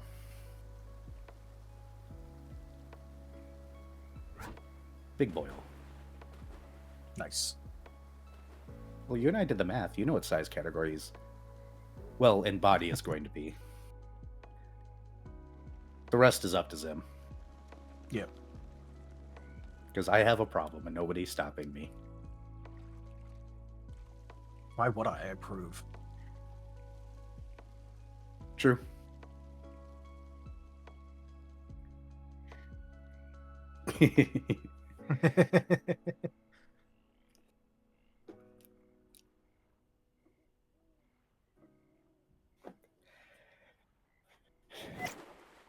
Please do it to Nova at least once, Vari. Please.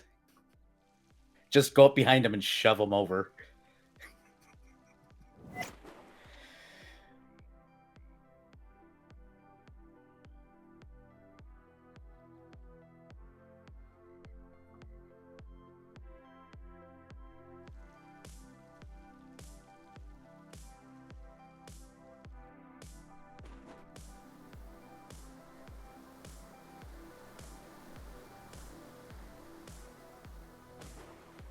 Oh, good. This is a good thing. Furry's just gonna be walking around shoving people over. Got it. Yep. It's gonna make Nova sploot. Do we want to codify how many creatures an individual or a creature can carry based on the size difference? Because if you got like a huge creature and a medium creature, a huge creature could reasonably, I put in giant air quotes, mind you, carry more than one medium creature, right?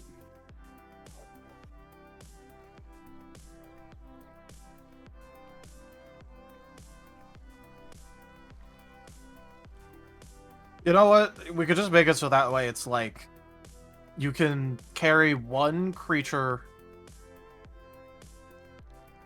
No, people. You can have multiple people on a horse. Yeah, you can.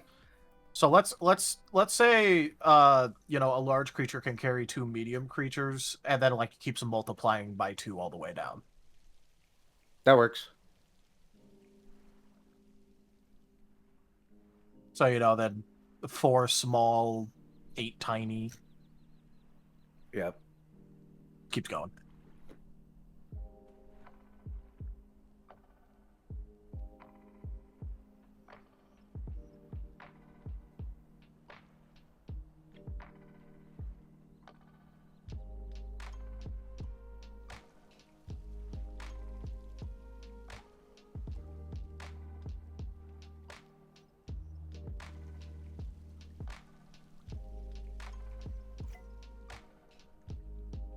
I mean, the bulk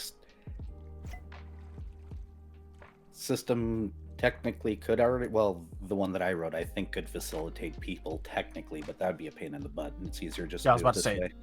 there's a reason why we never actually made rules for this, is just because it'd be an absolute pain in the butt to do. Yeah, it's just better to codify it this way. Because in order to do this, it would mostly require us to either one, make a conversion ratio for size and weight into bulk, and that immediately ruins the point of it being bulk, Yep. instead of just using weight or like size capacity or all that.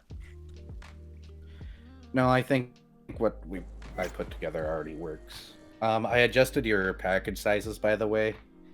The pack sizes to include quick access. You might want to check that at some point and see if it's too small. Honestly, like only having a couple is, or like not a couple. When I say like a couple, I mean like 0.3 is still useful enough, because like if you just like keep some small like 0.1 bulk items in there that are like a little like heal stimmy or whatever. Yeah, Fucking well, shove I an also ordinary in included. there. Yeah, I also included you can attach bags or have bags with additional pouches and stuff. So I think a pack has a quick access bulk a total of 4. But that's you're carrying around not just a sack, you're carrying around one of those big things. What are those hiking packs called? The ones that you can live off of for like a month. I forget what those are called. I normally call them rigging packs. Yeah, so a pack is one of those. So having 4 quick access bulk is not, I don't think, too big of a deal on something that huge, personally. I don't know if that's the actual like name for it, but You know what I'm talking about. Yeah. Frame backpack or whatever. Yeah, the ones that I fucking have, like, have some. I used to, but it got stolen. Also, hi David. Zim stepped away for a second, but Duffel bag, I think, would either go underneath. Yeah, that would go underneath sack for the things that I have for bulk. Yeah. We're talking about those like big backpacks that have like railings and attachment points and all that. Yeah, and the plastic backing so you don't screw up your spine. Or metal, if you get one that's old enough. Yep. Mine's metal. I don't remember what kind mine was. As I said, mine got stolen. I went on a canoe trip, and then when we got back, somebody just threw the entire bag in their car and left. With all the David, stuff. we are working on Scar. It's a tabletop role-playing game system, pen and paper. So think like, D&D adjacent. We've been working on this for almost 3 years. This is our last official dev session of the 2025 year. Yep. Not almost, over 3 years now. And I'm back, sorry about that. No worries.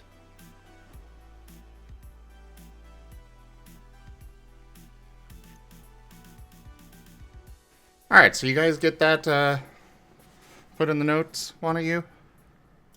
I hope? Yeah, sure. No, you did not. Well, we were just, like, talking about it, but, like, I can just write it. Yeah, go ahead and write it, Tal, since you're Yeah. there.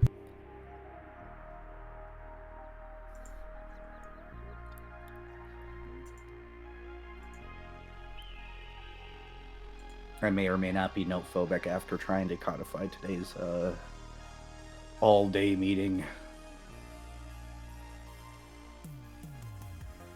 I have officially been given permission to cuss at the devs, though.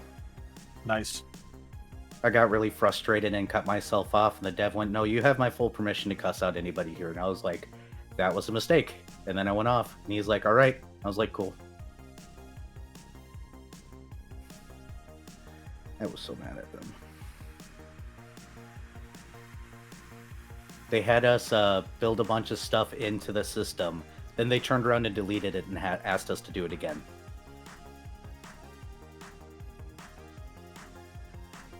An entire week's worth of work gone. And being asked to redo it.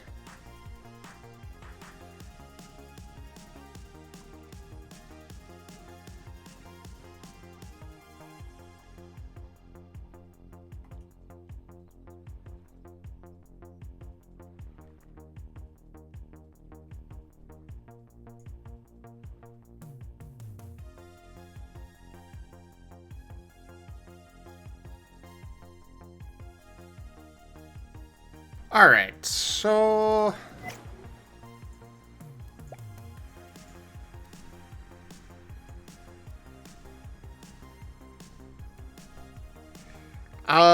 in combat, I would say that they can that mounts can only carry one. Out of combat, yeah, Per size but category? yeah, per size category. Out of combat, yeah, I'm okay with 2, but in combat, actually making all those maneuvers and such, it doesn't really work.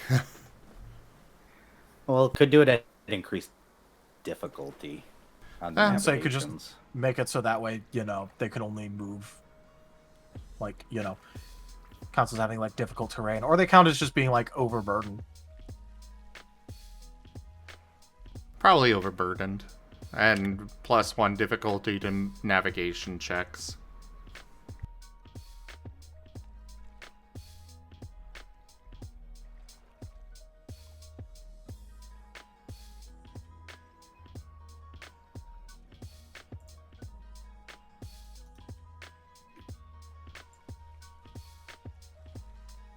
Because there's kind of a reason you only see one person per horseback in combat. Yeah. Horses are Very specifically capable. chosen. Horses are capable of carrying 2, but not so much for intense situations.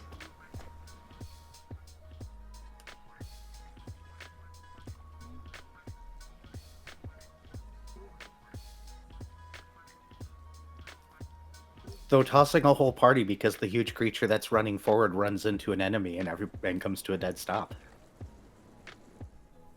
The beam value. How to tell I'm an evil GM, already considering ways of making the party go flying.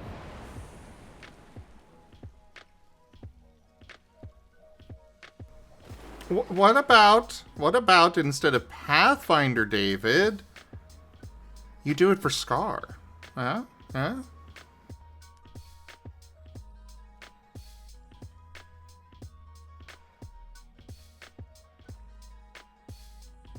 I need to reach out to the to the Beast World devs at some point and be like, hey, what do you guys think about converting it for Scar? Furry, support a fellow furry developer.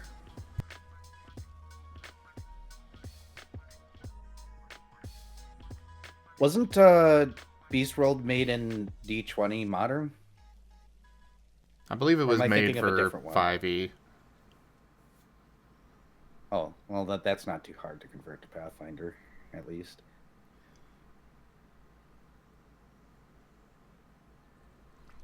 Well, I think I Talented. finished writing the actual important parts. Okay. Talented, bring up the link there for you, David. scar-srd.com. It's the Please bear tabletop in mind system that I've should been you try it out, it is an active beta testing. Yeah. Also, I think I've wrote down all path... the important stuff with mounts. Just double check to make sure that it has everything you want. Yeah, I'll check it here in a second. Let me get to where you are. And as a longtime Pathfinder GM, I can say that I think my players are going to like Scar better. At least some of my players, one of which I know is in chat, was 100% down with switching over to Scar. So far, outside of a couple of exceptions, which those people didn't actually bother learning the rules at all. The classic of literally didn't even read the rules. Yeah. Literally didn't know anything about the system. So far it has been received with resounding success and favor. I made a parentheses comment. Cool. I also remember hearing that, like, Viv was getting angry at one point at Pathfinder because the assist rules are, like, non-existently helpful. They're stupid. So as a GM, I've done the tower defense thing a couple of times to my players, and yeah, doing group roles is the only way I've really found to make assist, like adding everything up towards one goal is like the only way it really works. I've actually homebrewed the heck out of assist, right? Yeah, because by base it's fucking worthless. Get above a 10, Yeah. get a plus, or give a +2. I That's changed literally it all it does. to, yeah, I changed it to a +2 for every 10. Just That is true, way, though. Good. They may not have read the book, but they did still make valid characters. Unlike a certain someone who min-maxed the hell out of his character and was like, why am I not effective? Gee, I wonder.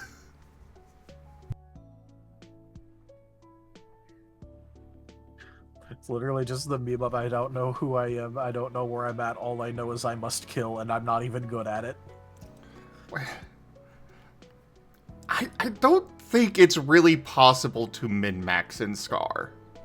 Not in the traditional sense, anyways. It just requires that you actually straight up know exactly what you're doing. Fair. And get ready to eat dirt the moment that you can't succeed in the way that you want things to work. Yeah. Unfortunately, Viv? Yeah, there's Viv. I'll give you one guess on who tried to min-max. You know them. You know them.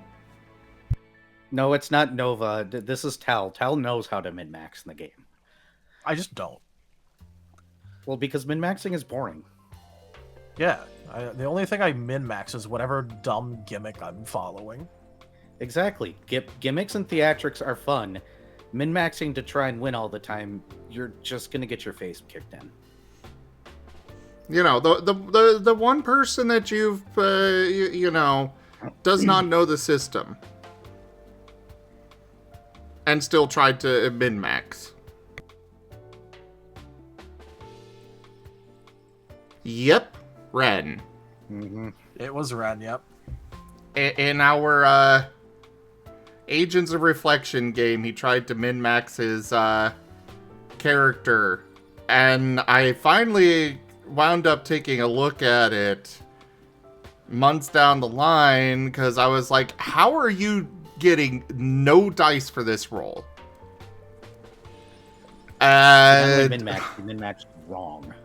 yeah, he min-maxed wrong, and he literally did not have any. He did not have a valid character. He didn't even have all the beginning skills. He did 0 things right, and somehow failed to min-max. Well, he wanted to try and do it because he didn't want to feel useless, and then accidentally made someone that, like, at the slightest bit of anything other than a direct combat roll falls apart. We discovered that he min-maxed, or tried to min-max, when he kept not being able to climb a rope. I mean, When we were my favorite part somewhat into is the that- game, and he had 3 dice for climbing a rope. Now, look, the thing that I find absolutely hilarious is that only jamming quote-unquote combat stats is also simultaneously the easiest way to get absolutely ruined. Because a lot of our resistances for, our conditions don't call for combat skills. You're gonna get hit with someone that applies weary to you, and you need to roll either academics or athletics. You know, if someone taunts you, you need to roll insight or presence. We have built the system in a way where you are very much discouraged from building the one-trick pony.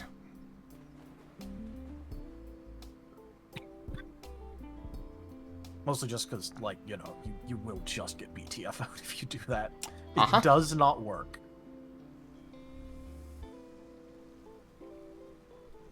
Two-trick ponies are fine. Yeah, That that's requires fine. that you actually have spread out your character. ever so slightly, at least.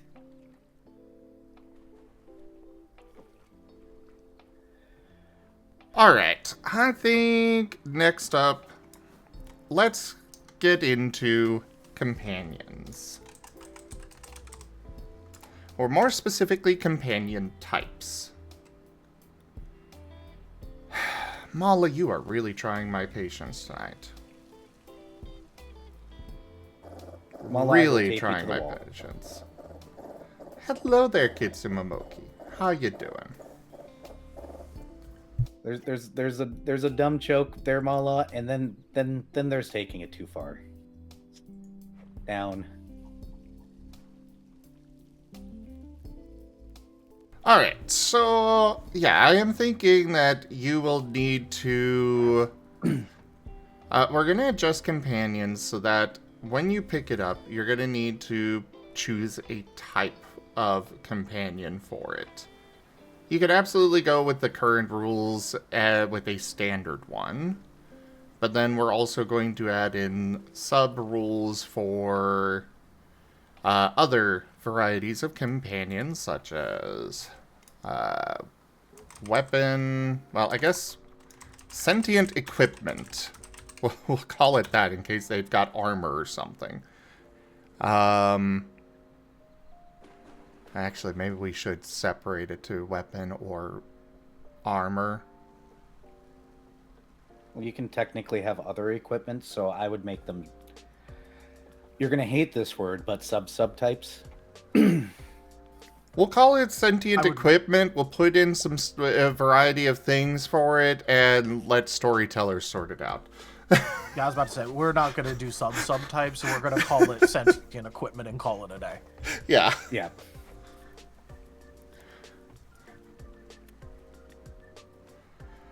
David, we have built our system to be somewhere in between the simplicity of 5e, and the complexity of Pathfinder.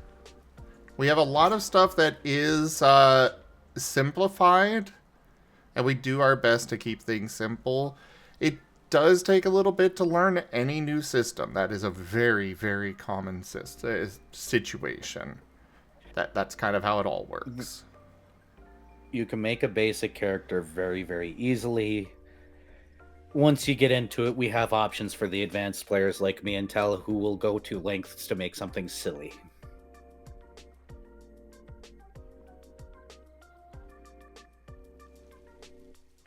But yeah, so we've got standard, we've got sentient equipment, we've got familiar, and mount. Do we have any other types that we can think of that we would want to have in there? Familiars. Once again, I already said that one. My brain is just not working. This is what happens in your meetings all day, is you start missing words. Here, I put a meme in ScarDev for you. It's just funny that... I'm trying to think out loud, too, so that's not helping me, because I'm also trying to rubber ducky. So, what are the ones you have already? That is great. I put it on the... I'm putting this on the notes document, so you can see it there. Oh, there it is. It went down a page. Standard setting equipment, familiar mount. If it helps for chat, you know, I posted a meme image where it said, "Sorry, man, it's nothing personal, but if I don't kill you, my cursed sword will call me a pussy," and it just has a picture of Commander Farsight from 40K carrying around his demonic sword. I brought it up on stream. Ah, nice. I also like how whoever made that image went through the effort to put the little dialogue thing there. You know, the little dialogue arrow. Yeah. Us making sentient weapons. Well, technically, we already have them in... Well, yeah, but sentient weapon companions. Do we want to separate beast from mount, or like an animal companion? Or is that going to go into traditional? I think that would fall under standard, yeah. Okay. Yeah, beasts, I'm assuming we're... you know, animal companions, you know, followers, whatever the case may be, they fall under standard. It's just if they would have very specific separate rules for them, like familiars, you know, they would have interaction with the magic system. Follow-up question, and I hesitate to say these words out loud, but I've seen enough cases of people actually doing it, so what about, like, a symbiote or homunculi? Not our problem. Okay, good. Just make it a companion, and if you want your companion to work as armor around you, you know. Then Well, it's you a know, sentient equipment one. A symbiote, like a parasite. Yeah, but also, like, you know, whatever you want it to do as your companion, that's on you. All right. I just wanted to throw it out there, make sure we didn't want to put it out or put it in there as a different thing. So, I suppose we probably should, you know, something that essentially shares the same body. Look, if they really want to do that, go with the 2 Souls feet. Well, that one is specifically with... We'll put it on the to-do list as a low priority. Alright, yeah, because I'm just like... We have so many other things where they could get what they want out of that. I don't see the need to make, like, a specific set of rules for, like, having a parasite companion. Yeah, the only reason why I even bother bringing it up is because I've seen enough, like, people take advantage of that kind of thing. We're all up. Yeah, my familiar's a tapeworm. It's like, dude, okay. At least the Vane It's out of only my has neck. a shadow demon. Wasn't like- even his fucking idea. Yeah. It's something that I think we should go ahead and come up with rules for later, but I don't want to deal with that tonight. I literally could not care about it less right now. All right. Yeah. That'll be a future problem. That'll be a future dev headache. All No, right. don't worry, Somebody Gimmon. We're makes talking us. about actual parasites, not social parasites. Oof.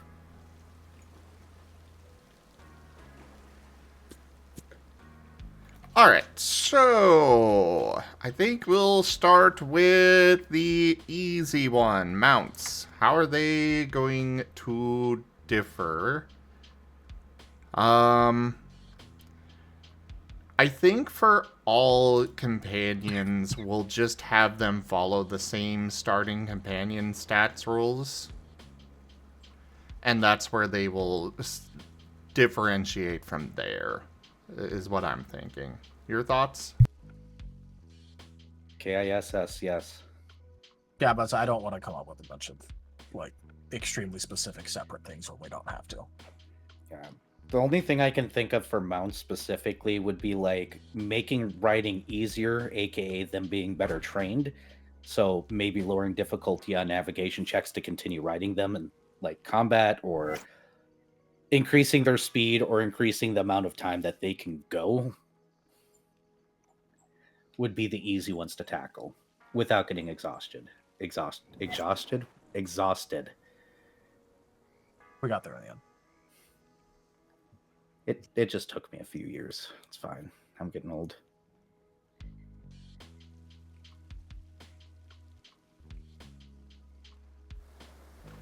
But we could easily slap on like the equivalent of the Zoomies feat for a little bit cheaper. A mounted combat where in combat you can reduce the difficulty of navigation checks by like 1. Well, real quick, one thing that just came to mind that I think we could make as part of the standard as well is telepathy with your companion. Up to 1 mile, I'm thinking, and make it, I don't know, 9 XP? Maybe just 5? Is it like actual telepathy, or is it like you can give mental commands? Whatever the storyteller determines as appropriate for the creature type. We'll just say actual telepathy. Make it simple.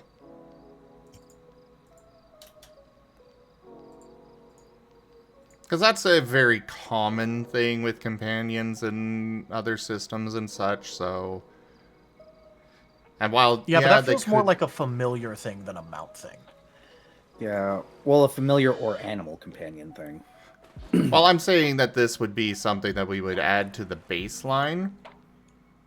Oh. And, Just flat to all companions. well, what I am thinking with... let me back up here a bit. Alright, so what I am thinking with this, we're going to go through each of these current upgrades that are in the document and determine which ones are going to be available. And then we're also going... And then we'll... like, for each type.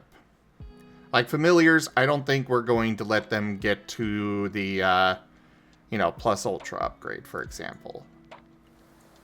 They don't necessarily need to have all that. But then after that, we determine, okay, we want them to have... So basically... then we determine how they differ from there, basically.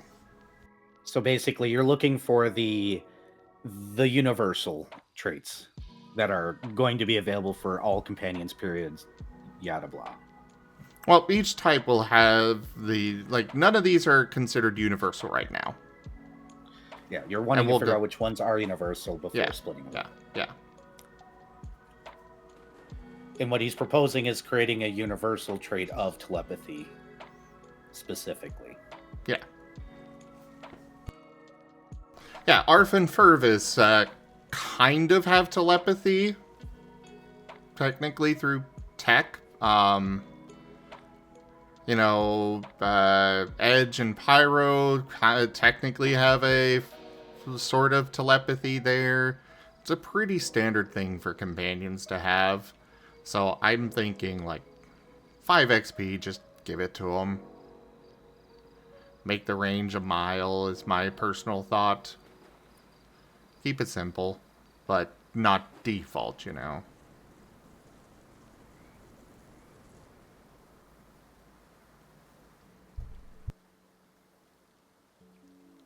Thoughts, Tal?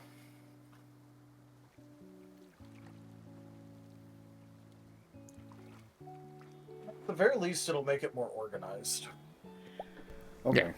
Alright, so...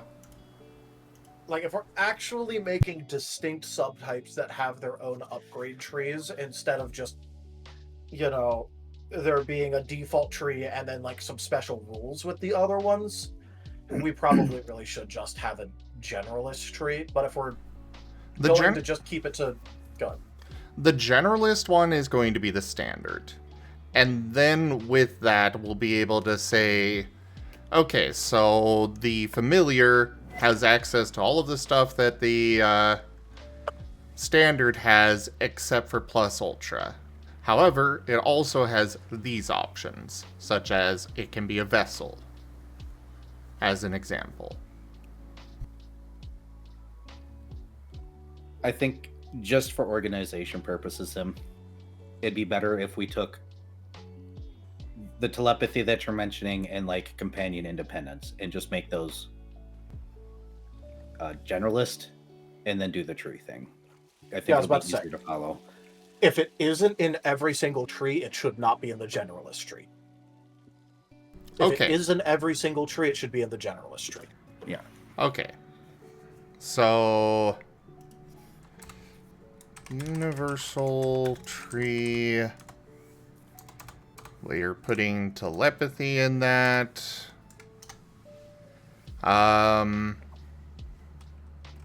And I'd put companion independence in it because that only gives them a limited amount of actions.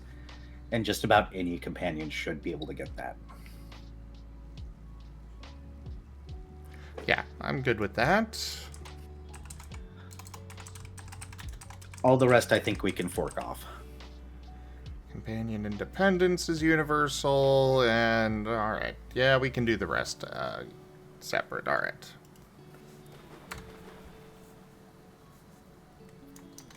So then, starting with the mount, let's go through what we've currently got. I would say they do not get true independence. I would say no. Yeah, that makes sense.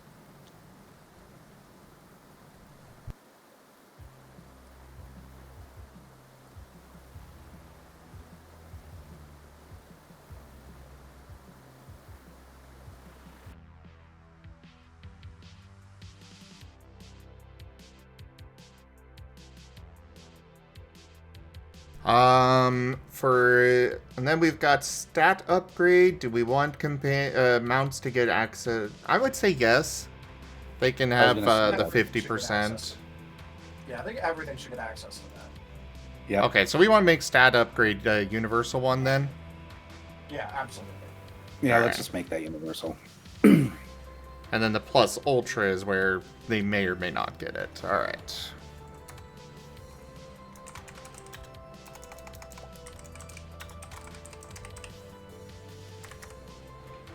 Alright, and then...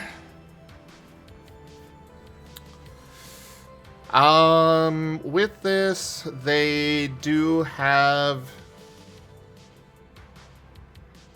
Well, yeah, Geeman, you can have the telepathy primeval feature, but, we're just talking about in general stuff kind of things with this. Like, technically, you could refund the telepathy primeval feature to then only spend the 5 XP for this telepathy.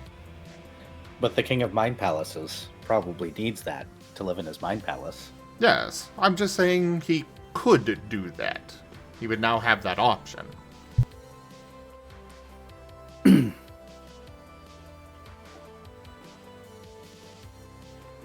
Alright, so I'm thinking 10 XP for their zoomies equivalent, and then they can get more zoomies by, faster speed with the feet as regular for other characters. So 15 experience for the first zoomie and then 25 for everyone thereafter? I'm saying they get their special one for 10 XP. So 10 for the first one and then 25 for every zoomies afterwards. Basically, yeah. Another good upgrade for the mount one might be making it so that way charge goes a further distance. We don't really have a feat for that. That's a good idea. Alright, let me put in for Maybe the go, mount like, here. 3 times instead of 2 times.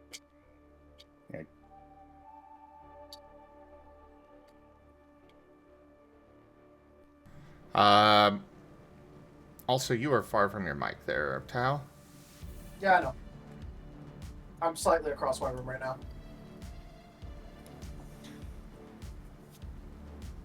And what was the proposal for the charge there? Make it go 3 times instead of 2 times Alright. as a mount upgrade. So if you're doing a mount, you're probably going to want it to charge.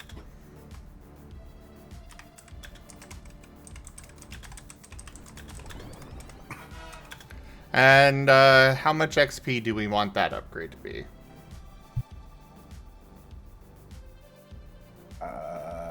15? 15 Not is quite. fine. It extends your charge distance by 50%. So, like, you know. Yeah.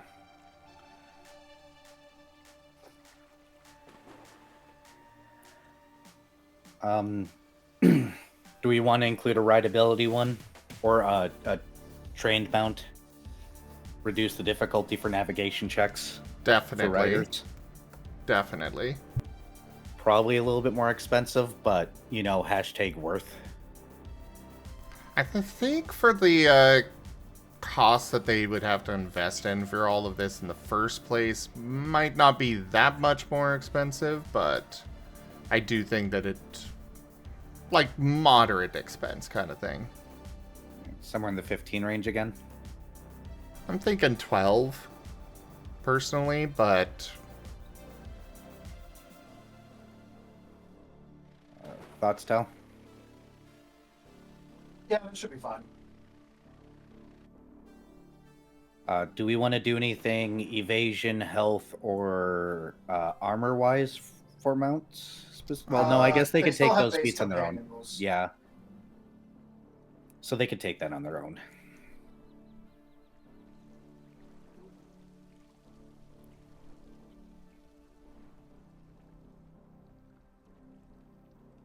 I'm sorry, my brain died here for a moment. What was the suggestion for the previous one after charge?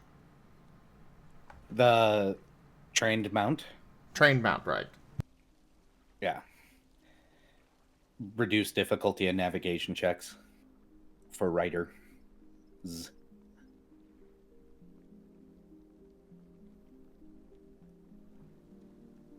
And then, while they can take their own stuff for health upgrades, I think it would make sense that the mount could get in the way of an incoming attack as a reaction.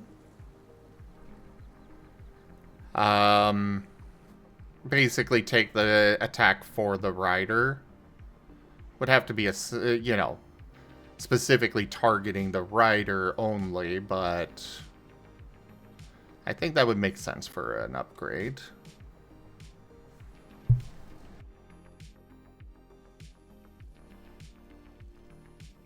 Do we have shield other rules right now in the system?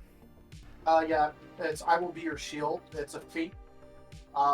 Gives any allies behind you when you're using it a +1 difficulty to being hit on accuracy. But if the attack misses them, it's able to roll against you because you're effectively taking it. So effectively giving them capability of having that specifically at a cheaper cost.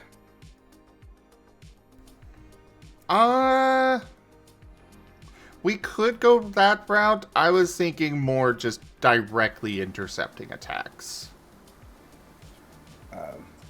As opposed to giving the 50% thing. I guess that could be an initiative check or something versus attack roll. Yeah, we could do initiative check against attack roll for it. That would make sense. That would finally give some more credence to initiative. Well, initiative already has primeval initiative, and if you actually invest in that, it becomes monstrous. Yeah. Another option for initiative, though. Yeah, true. So I'm fine with that. Initiative versus the attack roll to try and eat the hit for the rider. Immediately imagines the cowardly horse situation where somebody inverts that.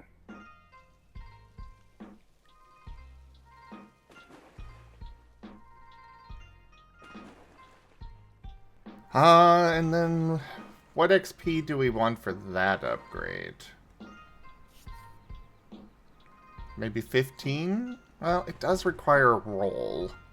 It requires a roll, and it doesn't provide any damage mitigation. Yeah, It's either one or the other, so 8, 9.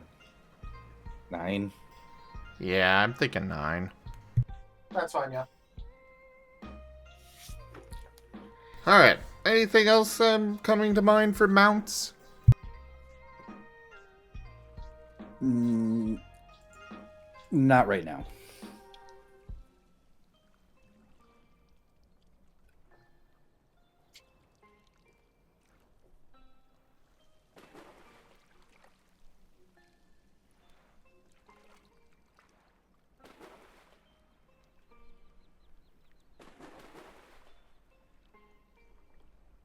Alright, then next up, familiars. This one's gonna get complicated. First off, I would say no plus ultra upgrade, because they're gonna have their own stuff. No true independence. I could see true independence. I mean, true independence essentially just adds another standard action. Oh, and quick action.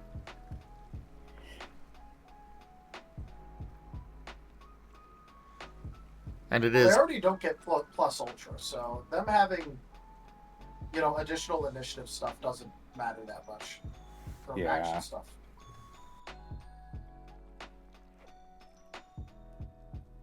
I think true independence is fine for them. Okay. I guess I've seen enough casters with a familiar that's a little brat, so... Well, that also makes it so that way it's not suicide to send your familiar more than 5 feet from you. True. Yeah, I've never been fond of the whole... Oh yeah, technically your familiar can attack, but it's basically useless. I would rather them actually be somewhat capable.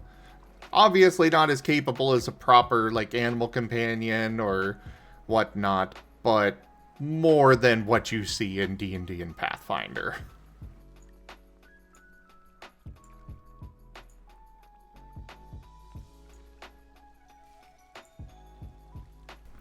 One thing that I had in mind for the familiar is that they can act as an additional vessel. I was going to make that suggestion right away. Yeah. Yeah, same. Separate from, you can still have your base vessel, but they can also function as a vessel. The question is how we want that to work mechanically. KISS. Same. Make it so that way it merges their moat pool with yours, so long as they're within, short range or whatever.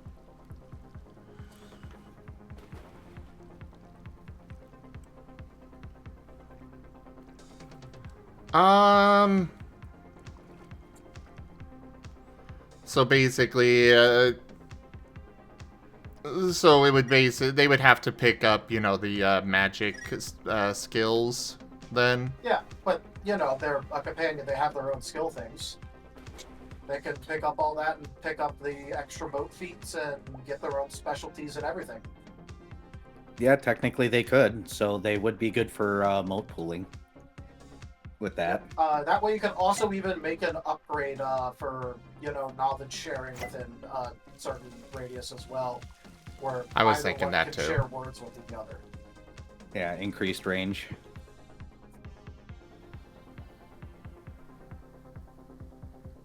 All right, so starting with vessel, so shared moats.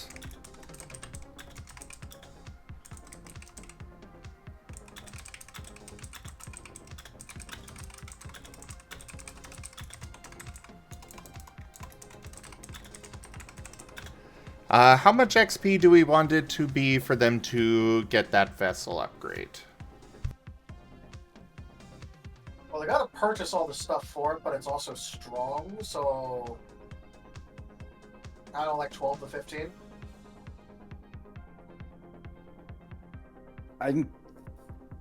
I'm leaning towards 12. Because it is strong, but it basically turns the familiar into... You'd have to dump all the familiar skill points, so I think 12 would be fine. Yeah, that's what I'm saying. They have to invest in it. It's really strong, but they do have to invest in it. Yeah. How about something a little unique and crazy? Where the cost of this upgrade is equal to how many motes you would actually get from them. So it could go up to 15. Or beyond that, but obviously if you want to upgrade their motes, then you're going to have to also have the XP available. But if you're only getting, you know, 3 motes from them, then it's only 3 XP. Yeah, but then you're double paying for the cost. Well, they are... In a way. No, because them upgrading their skills does not... Well, first off, we're already discussing making it cost 15 XP. I was saying 12, but yeah. But in this case, it would be up to 15. Okay, so it wouldn't cross over 15, so that would make it valid that they could afterwards dump into the moat feats and stuff like that. Well, I would say it can go past 15. It's just whatever the moat amount that they are giving you is what the cost is. Okay, so the max price of this would be 36, but it's just based off of what moats you got. Yeah. By the way, fun fact, just like, you know, when it comes to natural things, no boon items or anything, the maximum moat capacity you can naturally reach is 36.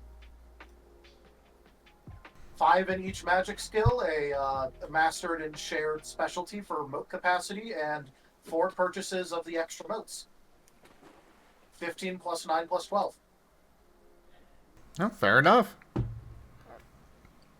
But yeah, I say it fluctuates up to however many. It's just whatever you are getting from them, and it isn't double spending on that because it's 2 separate characters technically. One is purchasing the skill or whatever to get more motes, while you, as the owner of the companion, the familiar, are having to upgrade how much you're getting from them. And they can also, you know, you can also just be like, no, I only want the 5 from them, even though they've got 10. Which, I'm okay with that flexibility, too.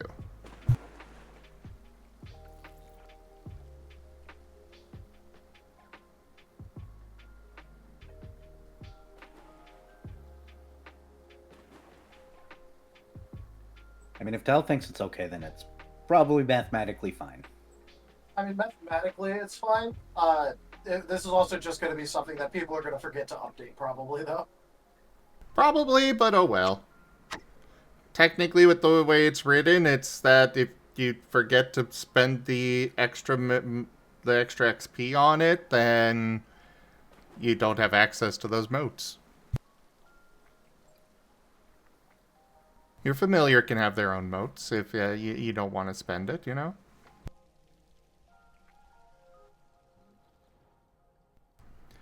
Alright, so we got Vessel. Sharing words. This one definitely has to be expensive. Oh yeah, absolutely. I'm thinking the same cost as the Plus Ultra upgrade, 40 XP. Expensive, with but that's probably fine. Yeah, that is like getting, that is like a mastery level familiar you got there if you buy that for them. Yeah. Obviously, both must. Yeah. Obviously, most must be, conscious for this. Well, yeah.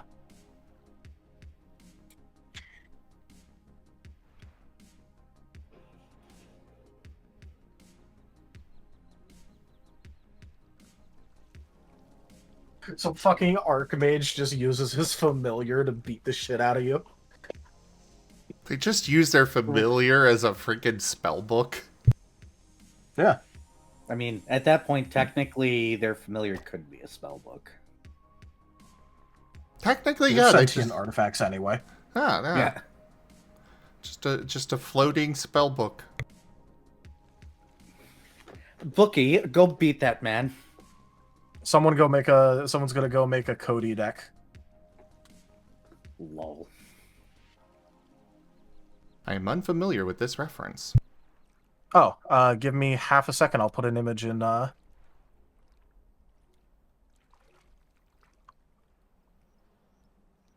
Scardev. It's in there. Oh, magic. Yeah, Cody. Vociferous Codex. It's literally a magic spellbook that casts spells.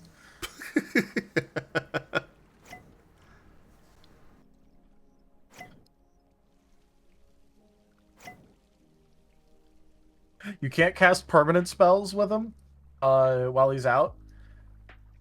But, you literally just, tap him and effectively just start going through your library for shit you can cast. You know what's funny is if you put it with, an icky stick. Tap on tap, tap on tap, tap on tap. Yeah. Yeah. I cast my entire... Okay, yeah.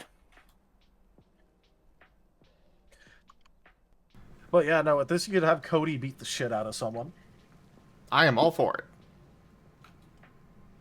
And I mean, if you blow up your familiar, you lose all of that, all of those words. Yeah. You're hurting yourself more than anything if you have your familiar go as Splooty. Yeah, you can turn your familiar into a mass bomb. But at that point, you're also sacrificing your familiar, so, Oh no. They're gonna turn the Book of Ix into a familiar. Oh no. They're gonna make sure you're real familiar with it. That was a Viv level joke. Where the hell's Viv when you need him to come in here and be like, that was my joke? I think he made that joke. There's a reason that me and Viv agree that we kind of get along a little too well. You are not... No, nobody's making the Book of X as a familiar in any of my games. No. Okay, I've had it. I've got the Book of X and the Codex of Fret. Fret's Codex. Razor is Fire Dog. More fire. We have 3 fire types. This is the most Book of X capable group.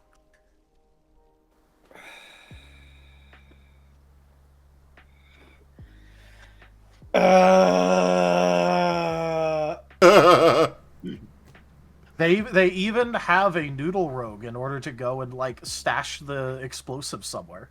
I'm just gonna put this on the table and remind people that I am very bribable. This includes giving my other characters fancy things. You give me... I'm more inclined to let you have your stupid Book of Ix and Fret's Codex. Or Fret's Index. Alright. So, anything else we want to add to familiars? Do we have the capability of casting spells through them yet? You can pick up a couple words in order to do that if you have sense sharing, and then, things like that.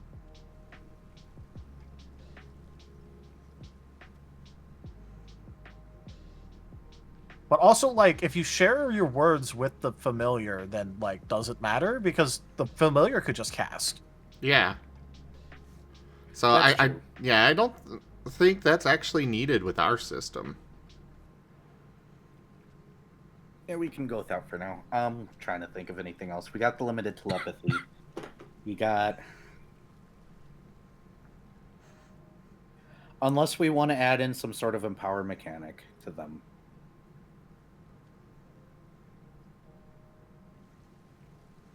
How so? Having the familiar basically add or reduce difficulty on your rolls or something like that as an action. Your magic casting rolls or something. I mean, they can already assist you. I thought companions could not assist specifically. No, They can. Yeah, they're allowed to assist. They can't use boost or vigor or will for you though. Gotcha. They can assist you though. We could give them the ability to eat a botch though. For you. I don't know about making them both a vessel and essentially a catalyst. Okay. I'm just spitballing commonalities and concepts. Like, so. By all means, spitball. That's. I don't know about the only other thing this, I can think but of is shared senses. The mage looking through their familiar's eyes, kind of thing. I mean, doing a shared senses thing would be fine. should we make that a universal one? That's a very familiar-esque thing. True. But it also is something that I've seen with animal companions sometimes. So I guess it could be something that we, Throw in the standard section as well. Because I don't see it for the mounts as much or the equipment as much. Yeah, and I suppose it depends on what kind of companion you have. I would say we make it a universal, but storyteller approval to actually get.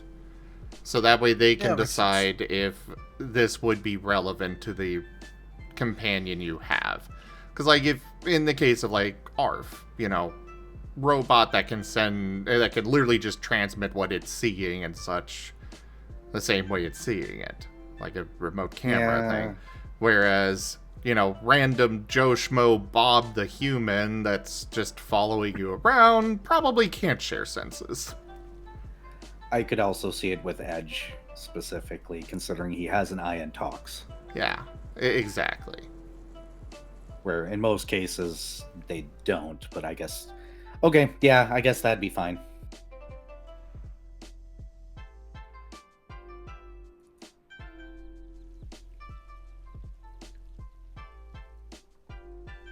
Alright, so shared senses, it's separate from telepathy, but I would say up to 1 mile.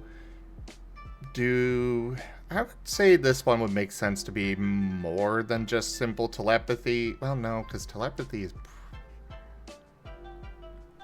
I mean, you can literally just... Telepathy. What was that? Requires simple telepathy first. Requires telepathy and costs 3 XP is what I would say then.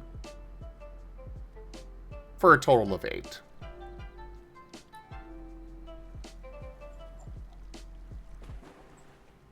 Because technically with telepathy, they can basically... I mean, it's not the same as actually seeing it and all, but they could just describe what they're seeing.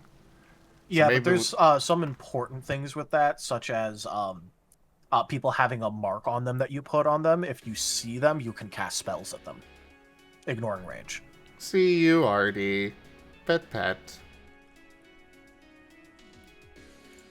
So there are times where that will be like an actual, a very important thing.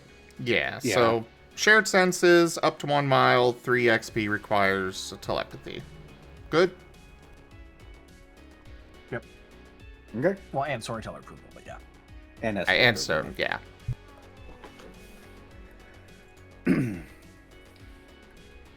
Those are the only things I can think of for familiar after doing the stream of conscious thing.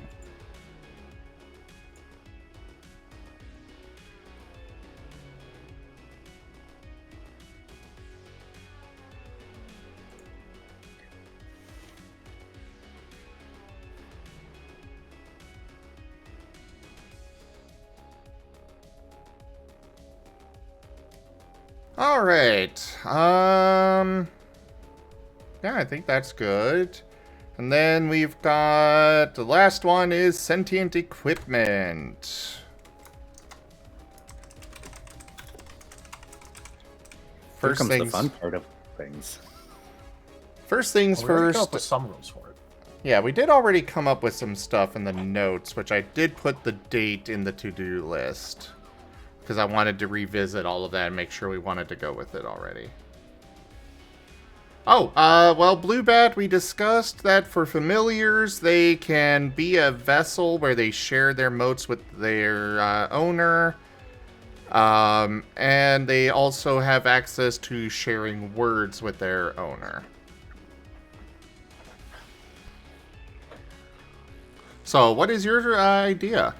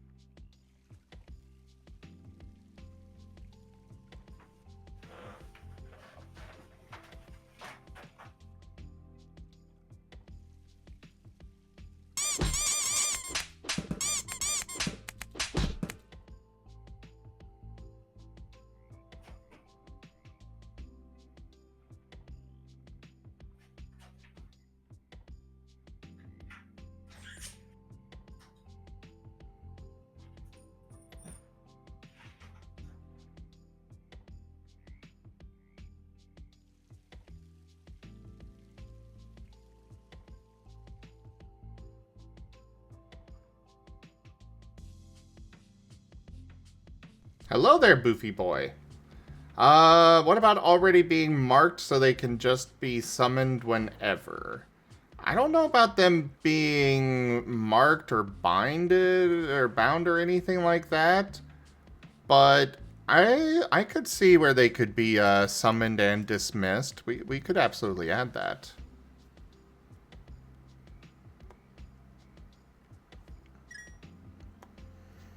That would make sense for the familiar.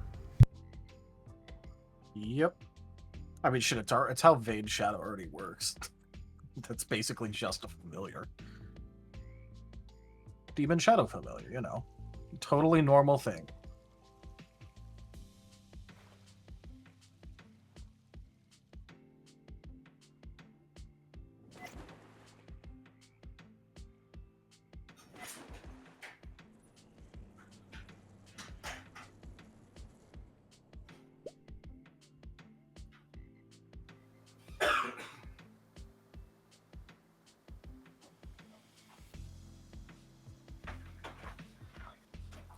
I'd be fine with the summon. Does Vane want to trade? I got a Furby. Nah, unfortunately, his is quite literally attached to him. I mean, so is the Furby. I tried to convince them to let me give Thales a second tail, and the second tail could be sentient.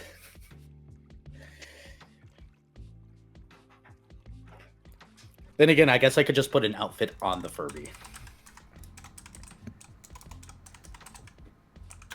Alright, so summon, unsummon, I would say requires, I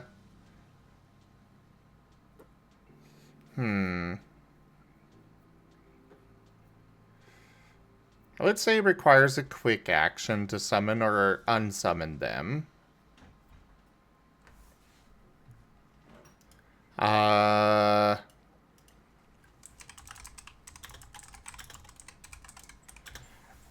And do we want to let them keep the shared words and motes if they are unsummoned? I would say no. Yeah. No. If they're not there, you don't get it. If you want your familiar buff, your familiar has to be around to be, you know, threatened. Yeah. The benefit of being able to just unsummon them is to keep them from out dying. of danger. Yeah. Or hide them and to summon them later, things like that, yeah. Oh, at the very least, is going to have to dump so much experience into that. Holy crap. He's making that Furby an outfit, so it looks like another tail. I swear to God. That is, provided it will accept the outfit. Well, just, you know, make it so that way the little demon thing just hides in your shadow if possible. I think that's what it's doing right now. It is. How much do we want the summon unsummon to be for XP? I'm thinking cheap. Maybe 9? I was thinking on the cheaper end too. Yeah, it's more utility than anything. We could probably even push it down to 6, honestly. Yeah, I think 6 is good. It's not a major effect. It could have been pretty useful of applications, but we're gonna make it 6. Especially considering everything else you have to invest into it, you know. And you don't get any benefit from it if it's unsummoned. Alright, so sentient equipment. First off, I guess we can just copy paste the summon unsummon thing. Well, I guess we remove this part, but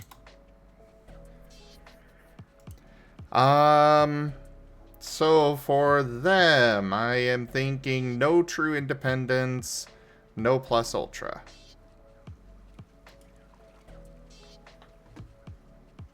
Yeah? I'm fine with that personally. I might hit Giemond, but no, I think that's fair because what they're getting out of it is they're getting on a piece of equipment that'll have its own usability on its own and its own tiers. And also free combo fodder. Yes. Yep. Yeah, the main reason you'd use a sentient weapon and such anyways is for combo. But we do need to, because they are not going to, at least by default, have any movement and such. So we need to come up with something to make up for that. Unless we want to say, hey, if this is what you're getting, then the base feat only costs like 20 XP as opposed to, I think it's 35 currently. 35 normally, yeah. Yeah, it's 35. So we could just do the discounted fee for it. Yeah, that'd be the easy way.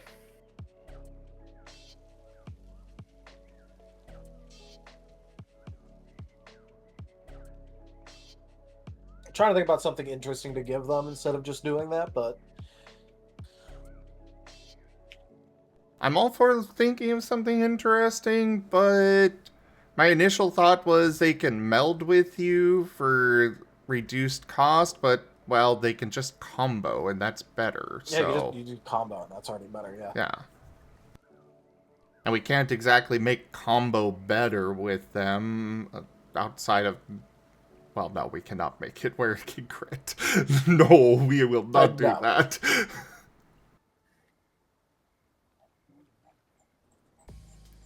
Yeah, so cheaper movement would be fine. How do we want to handle the weapons tiers in case, or equipment tier in case they end up, since it is still equipment, it's going to have a tiering rule, right? I would say that as part of the purchase, they automatically go up in tier with you. Or rather, they are equal to the tier that they would be.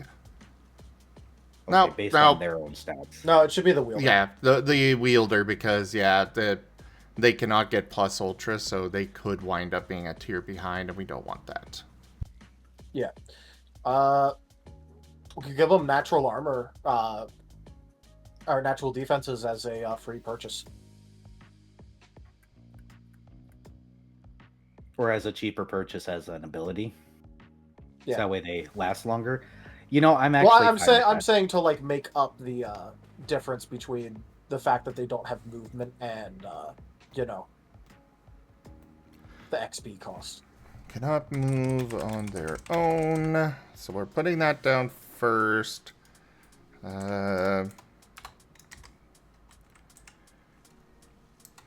And we're going to remove the discounts initial fee to 20 XP and in turn give them natural defense.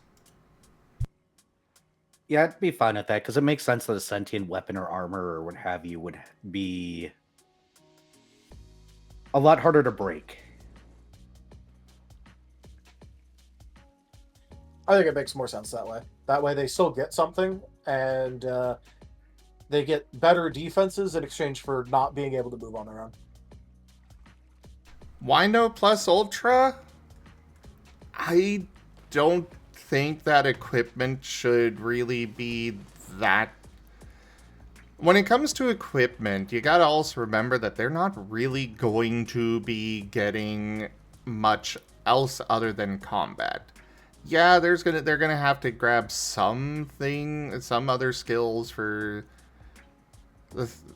you know, preventing conditions and whatnot, but at the end of the day, they are a weapon.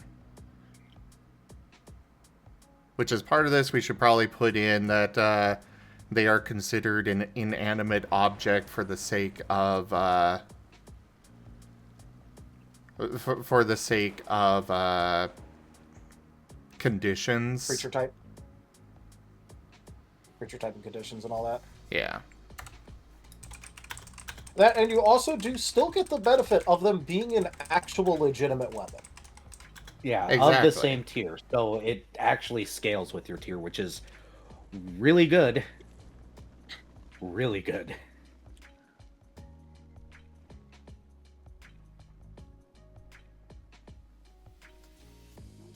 Also, that doesn't even have to be upgrades on them because they are a weapon. You can just put those traits on the item itself. So if you want to Jedi throw your sentient weapon, you just make sure to have throwing and returning on it. Yeah, because it would do that. Since it'd be the tier of the equivalent of that of your level, yeah, you'd get intrinsic traits. Yeah. And other things. So that alone makes it pretty. They get some really good stuff.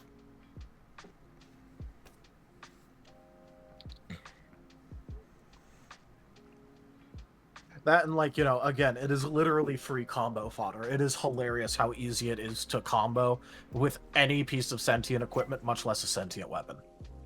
Yep.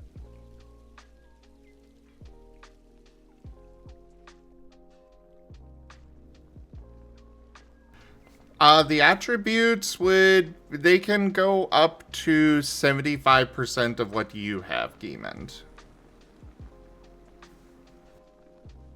Yep, because they could still get the stat upgrade. They just can't get the plus ultra upgrade. Yeah, they can't be at the same stat level as you, basically. So they can get up to 75% attributes and merits, and then 50% XP.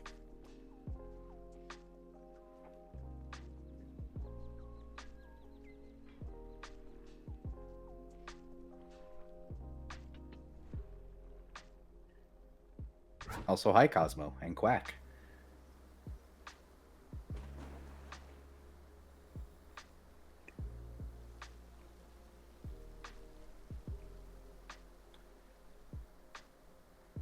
Also, maybe this will finally get Edge to stop being lazy and learn how to move on his own instead of just sitting there as a sentient weapon. Or he doesn't. He makes you carry him around more. I just feel the need to point out, he is not just like some random sentient weapon. He is a full-blown Pokemon. He could ghost float around if he really wanted to. He just hasn't bothered to learn how, because he just keeps making Pyro cart him around. I will He has also the choice. Does he want to be a weapon or does he want to be a friend? I will also point out, Demon, that in the case of Edge, they are an actual creature. So you can choose whether to have them fall under the standard companion stuff or under the sentient equipment stuff. You do have that option.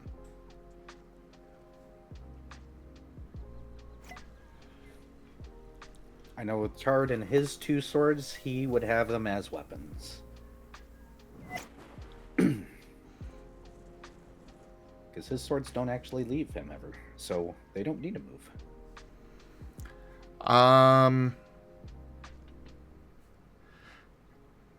But yeah, yeah, that is something between you and Enja. Like, there are going to be benefits that make up for the negatives that we are putting on here. Like, sure, they can't get as strong, but they upgrade. The problem with you, like, if you do use him as a standard Pokemon, then obviously he will not count as a weapon. So while you may be... combo with him. Yeah, you can still combo with him, you're just not actively describing him as... Or you describe him for flavor as you're swinging him like a sword, but mechanically, he is not a weapon for you, and you're just using a move, is what you would be doing there. As opposed to using the weapon rules. Yeah. And you normally have him, like, provide power as, like, a move combo anyway, right? So...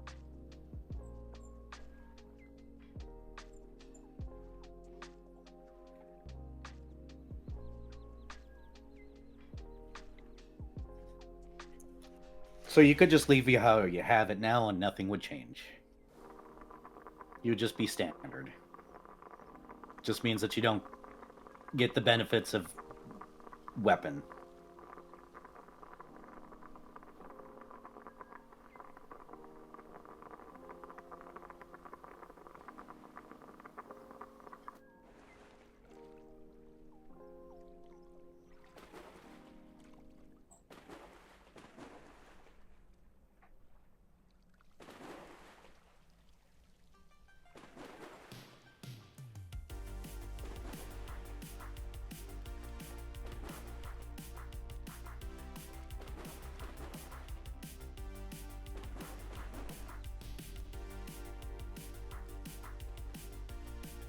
Alright, so I am putting in that you do still need to spend XP for using them, but they do not suffer penalties if you lack proficiency.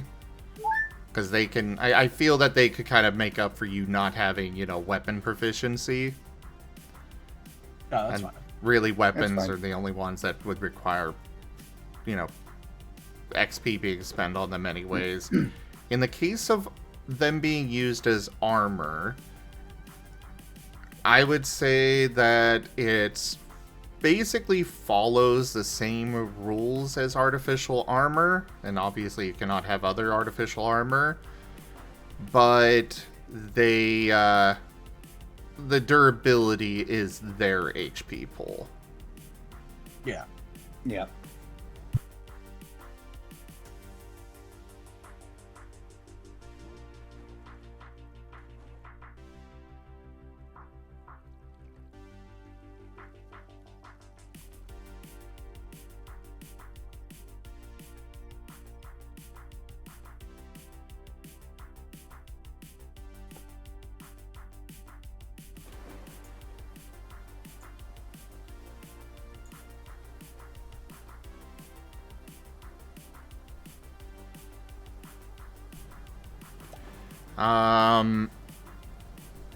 So yeah, they follow the same rules as artificial armor. You may not have other artificial armor, but their durability is their HP pool. With that, the weight class of the artificial armor of them, I would say, is equal to what they have purchased for natural defense. Which actually, should we give them a weaker form of natural defense? Because thinking on it, that is a lot for armor in particular.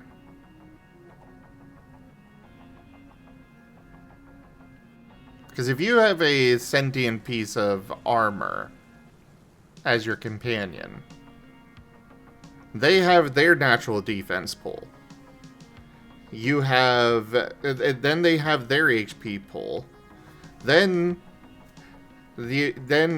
So somebody's attacking you. It goes through their natural defense, their normal HP, then it goes to you. That is a very layered armor. Granted, it's still got the soak situation, but, you know... Yeah. Also, at that point, you are wearing magical sentient armor. Yeah, I guess that is okay. Yeah, it's kind of the point of the whole thing. That's the benefit of having magical sentient armor. And granted, even if... Yeah. Granted, you'd basically be spending all its experience in health anyways. Because it's not going to have the greatest durability at first.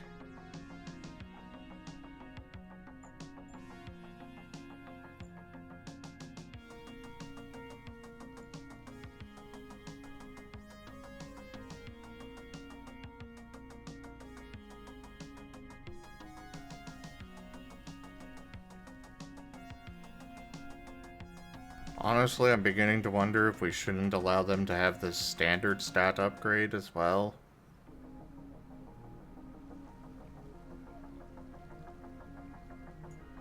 Standard stat upgrade? Oh, we should really let them have that, because otherwise they're going to have 25% of the XP as your Yeah. character. I thought standard was going to be universal. Well, yeah, we made stat upgrade universal, and now I'm kind of like, maybe we shouldn't do that. Because, that's, like, if you've got sentient armor and such, you're literally just throwing... It would not take long at all for them to be maxed out on their natural defense. And then basically the only other thing they've got to really do is... Well, I guess they could do, like, AoE attacks and such. I suppose we can allow them to still do ranged attacks and all that, so, yeah. They could... It's not just they are buff bot. Yeah. There's also the fact that because they are still an object, there are obvious problems, such as it's really hard to heal them properly. Yeah, because they're an object, so regular healing doesn't work on them. You need to use stuff like Mend. Yeah. And there's also, just... it's kind of a thing where it's like, Look, if you're wearing something that's sentient as armor, it probably can move you, whether you like it or not. Yeah, alright, So fair if your enough. armor suddenly goes, I don't like that guy, we're going to him, you're going to him. Well, except they can't move. But I guess we could have that as an actual upgrade, because we literally have no upgrades other than the summon unsummon for them right now. Aside from the universal. Give them floating movement. Give them hover, yeah. Yeah. Or move the owner. So instead of moving themselves, they make the person holding them move. Common trope. Again, sorry, it's nothing personal, but I need to kill you or else my curse sword will call me a pussy.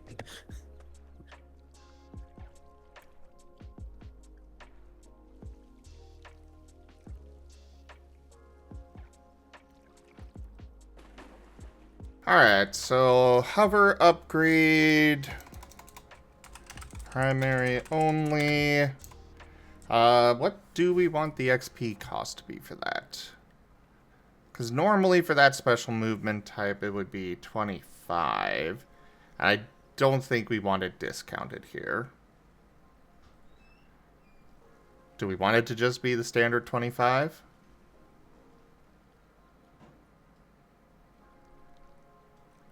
Do they get land as a secondary I would say if they no. purchase that? Their only movement type option is the floating one. The hover, whatever we called it.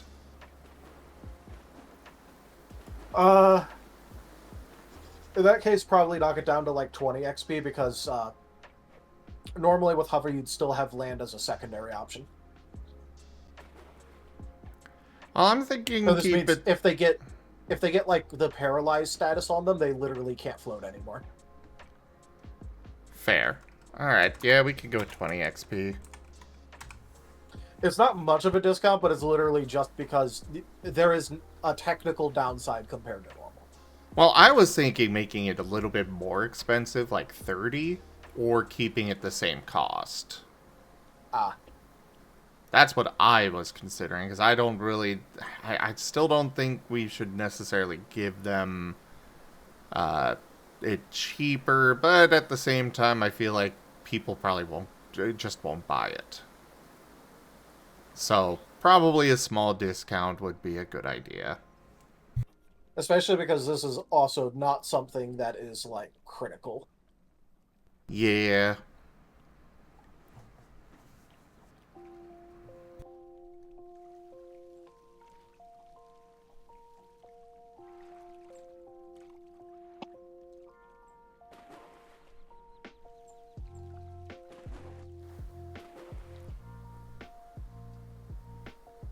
Do we want to give them an upgrade like the mount one for initiative versus accuracy roll to take the attack in full? Because, like, obviously in the case of armor and such, a little bit would bleed through no matter what. But, like, even weapons and such could take advantage of that, I think. I think Yeah, the it's probably answer good to is have, that. especially because you could also have like a sentient shield or something. Yeah. Shields, weapons, armor, whatever the case may be, I think they could all take advantage of that. So we can at least add that. I think the 9 XP is still good there. We technically could give the armor/weapon something that would increase their owner's evasion or something. You can get armor traits or things like that that have benefits like that. So if they True, want that, but they not- could just buy it on the armor. Yeah, on armor specifically, but not necessarily weapon or shield or... No, shields count as That's weapons pretty- and armor, so they can cross They purchase. could. Weapons couldn't, though. No. Stream of conscious, once again. Yeah, but I don't think we want to give that to them, honestly.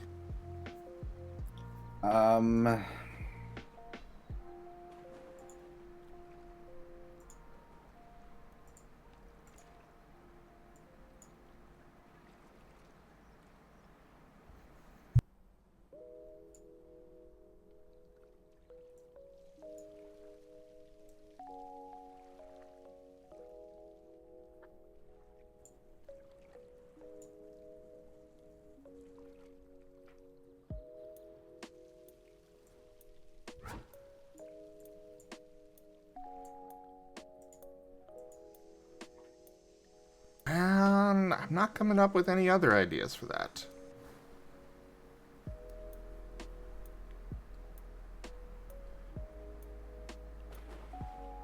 Which feels bad that it doesn't really have very many upgrades of its own. But also, I guess most of them don't really have a whole lot of upgrades, really. Aside from the universal ones. So I think it's fine. Well, if we come up with other things, we can add them later. Okay, exactly. Alright. Before I go deleting that, and I see that you added the totally sane weapon traits review. I don't think we're going to get to that tonight. I think I'm running out of steam here. Well, it's already 9, so... Yeah, True. I mean, honestly, there's only like 1, 2, 3. Yeah, there's only like a handful that I'd actually want to go over. Most of them is just stuff like finally moving over capabilities for like conditions and stuff into a section just called workshop traits and do not use. Because we were going to add these over for magical weapons anyway, and we have magic now, so... You know. There's just like literally a handful of traits I want to go over.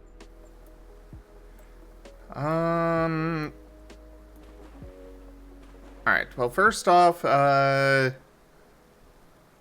so one thing that we did have originally for the intelligent weapons, or now sentient equipment, was that it would be an upgrade of 10 XP to allow them to pick up traits. You know, the intrinsic traits. Do we want to keep that, or do we want to do away with that? I'm honestly fine just rolling that into the companion cost thing. Okay, so just Same. keep it. Alright. I just noticed that we made that decision, you know, back in April, and wanted to see if we changed on that. Or changed our minds. Alright, so... yeah, we can go ahead and go through the stuff you wanted to go through there, Tal, real quick. Yeah. Like I said, it's literally just a handful of them, so it's not going to take very long. And there's also that strike options if moves are not available. Oh, right. Like, if the system just doesn't use moves, what we want that... how we want to handle strike, and what traits they can pick up. I think we could go over that later, because it's not a pressing concern. Yeah, I was about to say, that's a pretty low one. It's getting late and I'm running out of steam too, so next time.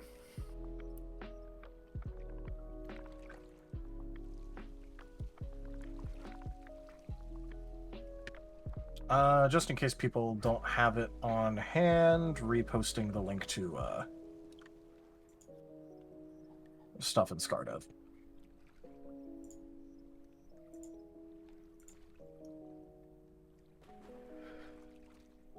I have it here. Just need to find the...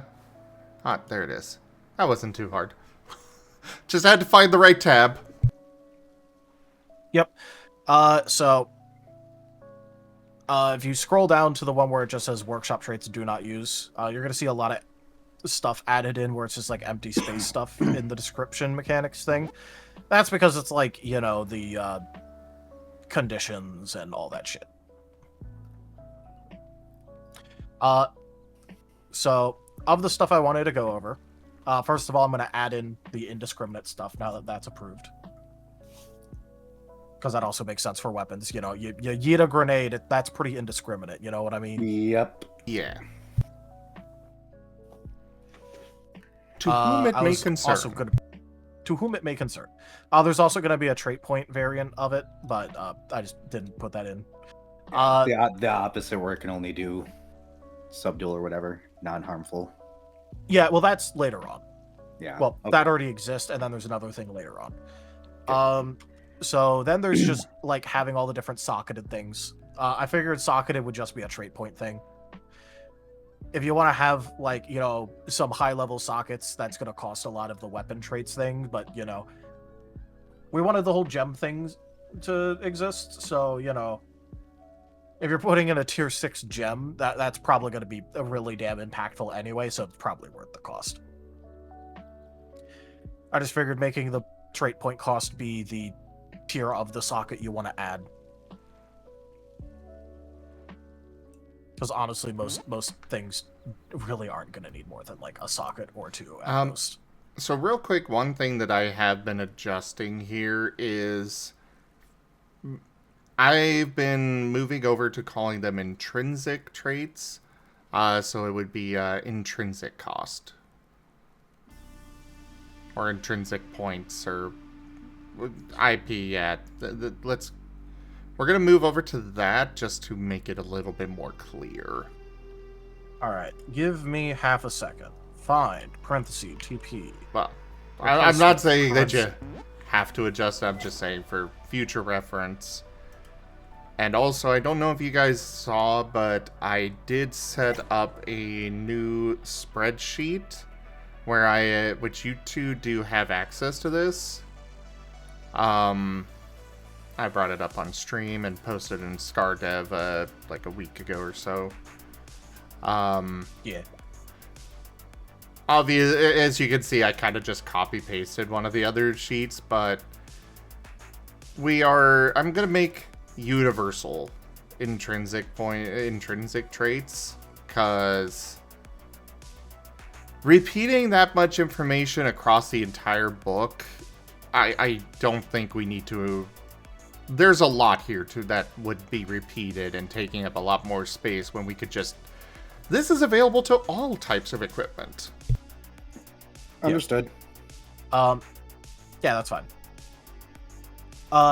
So socketed, I just made it so that way it's whatever tier socket you're purchasing, that's how many trait points it costs.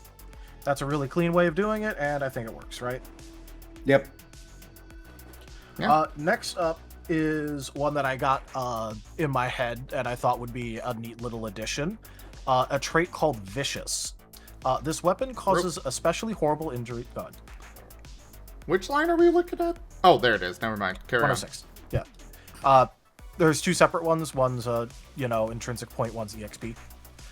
This weapon causes especially horrible injuries to the target, increasing the intensity of wounds caused by it by 1.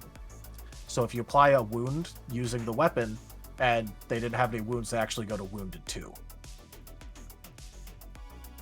I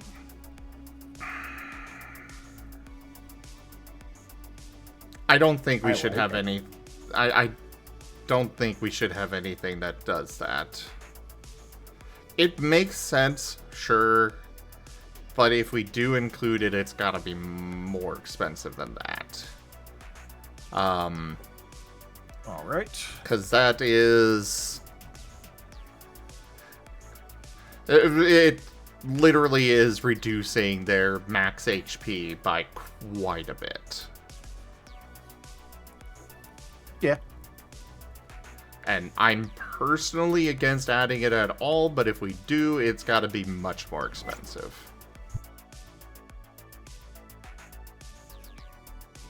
All right. So then we're going to skip past basically all this because this is just me adding in the various different things until we get down to line 143 where it says utility weapon.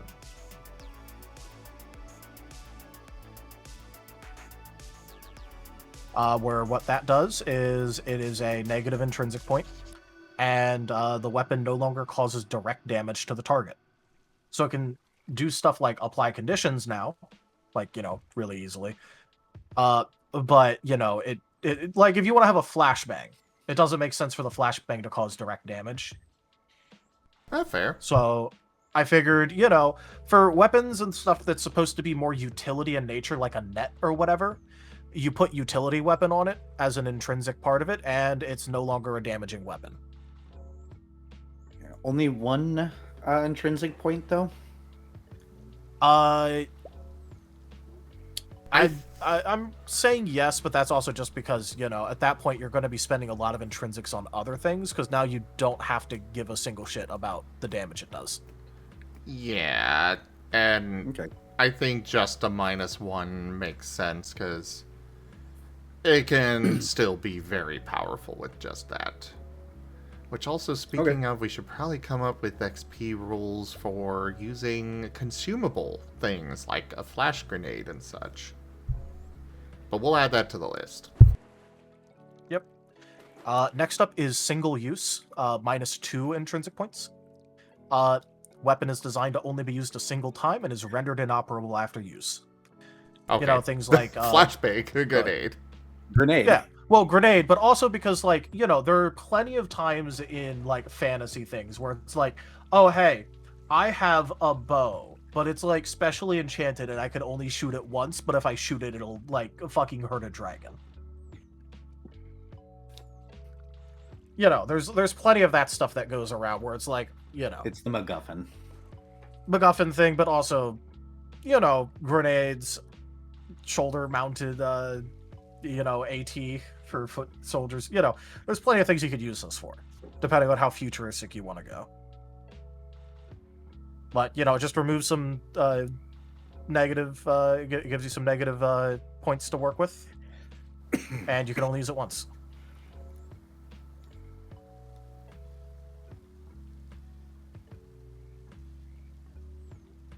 Yeah, that works. Figure that.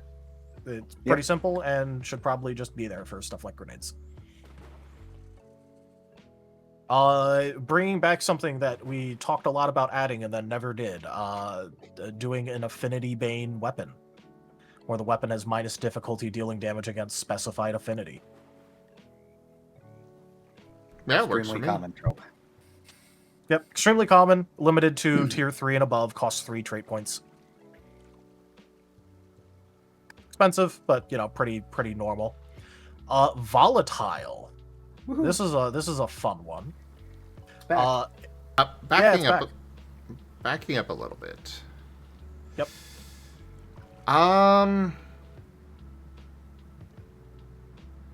Considering that you can get like type traits on like you can get it aligned with a type, you know, aligned with an affinity. What is the cost of that? Because I think we should consider that for the considering the Bane one. Aspected is also 3, with the same restriction of tier 3 and above. I would say Aspected should be available to tier 2. I'm okay with that being 3. I think Bane should only be 2. Bane should only be 2? Okay. And also, I think available at tier 2.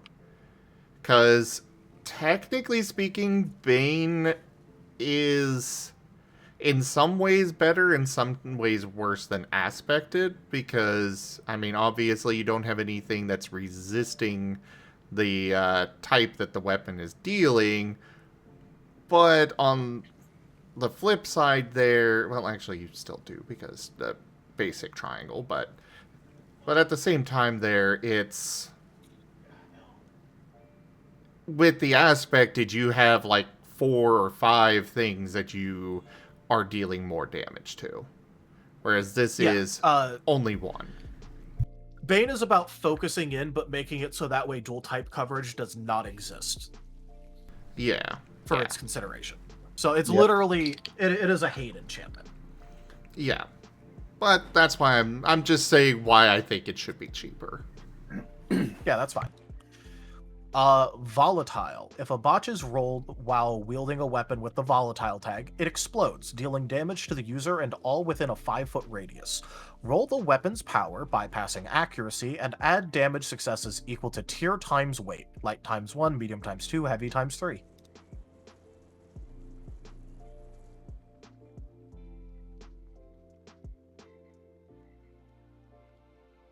Oh, boy. That is... It does give you 2 trait points to work with. It's also just power, so if it's a power 5 weapon, it only rolls those 5 dice. Well, it only rolls those 5 dice, but that's where the damage successes come in. Yeah. Okay. Multiplied, and then it bypasses yeah. Yeah, that works. Yeah. It's literally just a, hey, you want to have a risky weapon? Don't fuck up. Here's this ambiguous grenade. I made it in my garage. I was not sober. Here you go. Have fun. Yep. Adaptive form.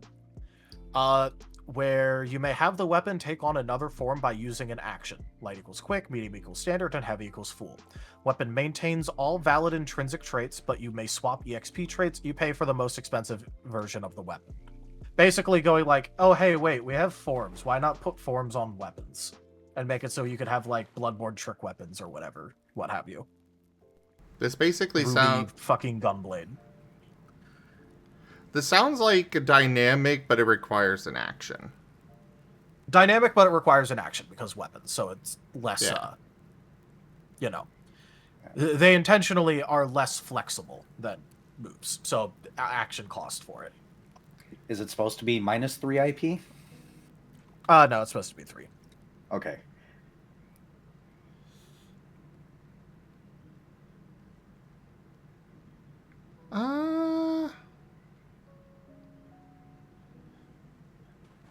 My only hesitation... I think that should be 2.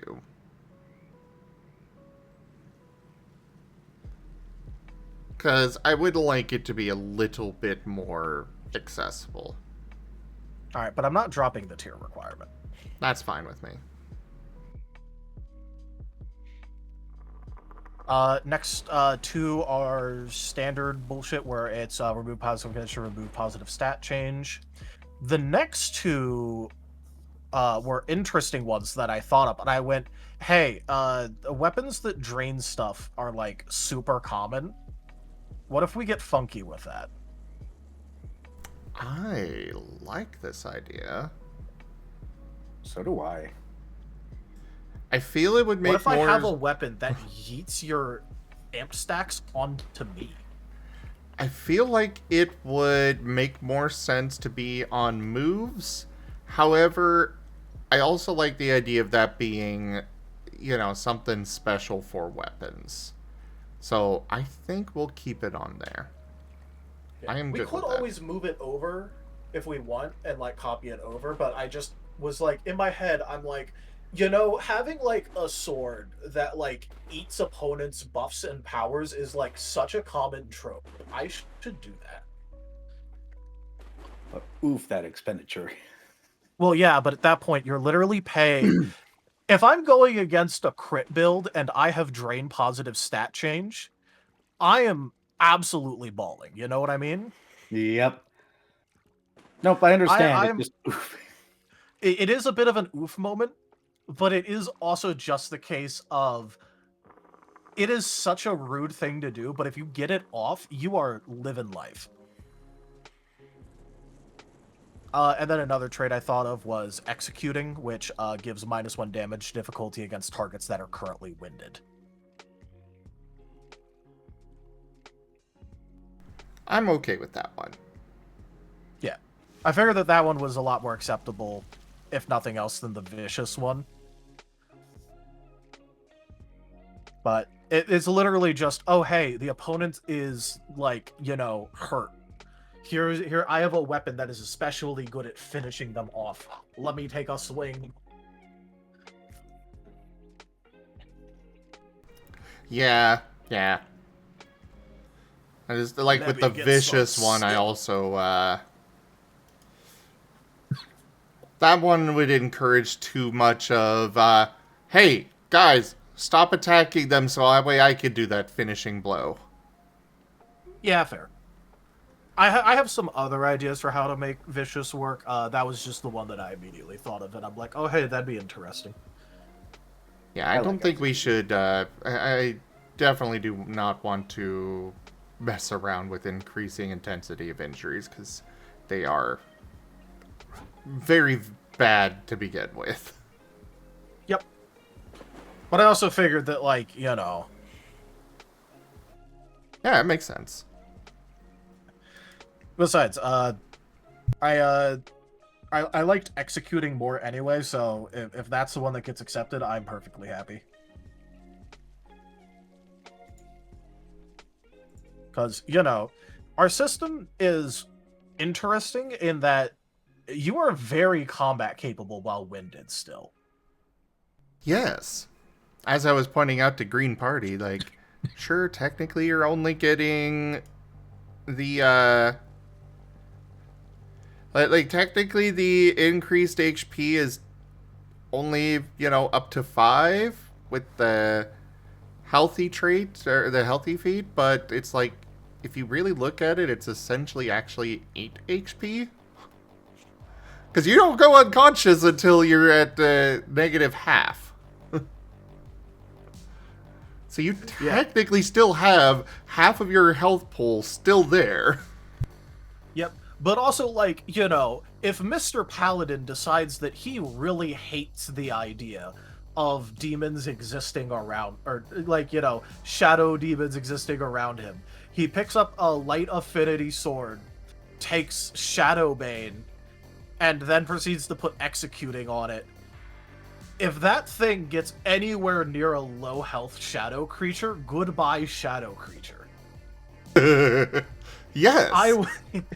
It is the most I will fucking delete you moment.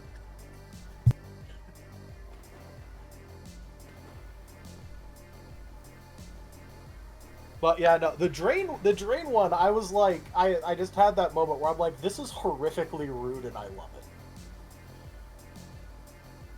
I am already very tempted to add it to things, but I like executing more for certain reasons. Because it helps put down stubborn opponents, and there's a lot of stubborn opponents. Because I prefer thematics, and yes, putting down stubborn opponents, at least for one of my current characters, would be more fitting than anything. Also, I think for Bane and Aspected, we should make those an XP option as well. Yeah, probably. Here, Basically, you're feeding your energy into it, essentially. Yeah. Here, let me... Though I think for the aspected one at least, I think the XP version should only be what, one of the affinities you have. So you gotta use intrinsics to get one that you don't have, but if it's one that you do have, you can use aspected for XP to add or change it to that. Yep. Well, yeah, I came up with some interesting traits, and I'm going to try and come up with some more. I also figured it was time to finally add over all the different conditions and all that. This is why I said I only had, like, a handful to look over. Yeah. It's just that a couple of these are not the most sane. I can't wait for people to put volatile on their weapon to get that -2.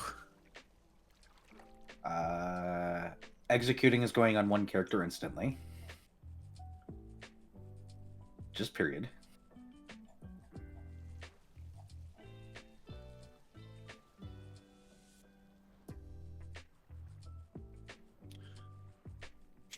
Draining is so rude. It is. I like it. It's so hilarious. I want to, but I gotta wait for the characters that use weapons to be a little bit higher level before I throw that on there, because that is going on somebody. Period. Alright, though. Well, I think this is where we'll go ahead and call this. So, thank you everybody for joining us so far on the stream today, and for the, joining us for our dev sessions throughout the 2025 here. I look forward to another year of working on Scar and maybe, just maybe, getting it done. Or as done as it'll ever be for us, because we'll probably still work on it past that. Past release and such. But anyways, thank you so much for joining. Check out our website, zgfgaming.com. We got links for our Discord, Telegram, Mastodon, Blue Sky, Patreon, and more there on the website, as well as down in the description below through our link tree. Thank you to my patrons, tippers, and subscribers. It is your support that keeps this channel alive and going. I cannot do this without your guys' help and your support, so thank you. consider becoming a patron over at patreon.com/zgfgaming. It's one of the best ways to help out the channel and keep all of this going, though you can also do so by tipping to the channel directly, sending a treat through TreatStream, coming by and hanging out, or grabbing some merch over at zgfgaming.store. But for now, thank you so much for joining, and I bid you all the most fondest adieu. Bye-bye. Bye-bye.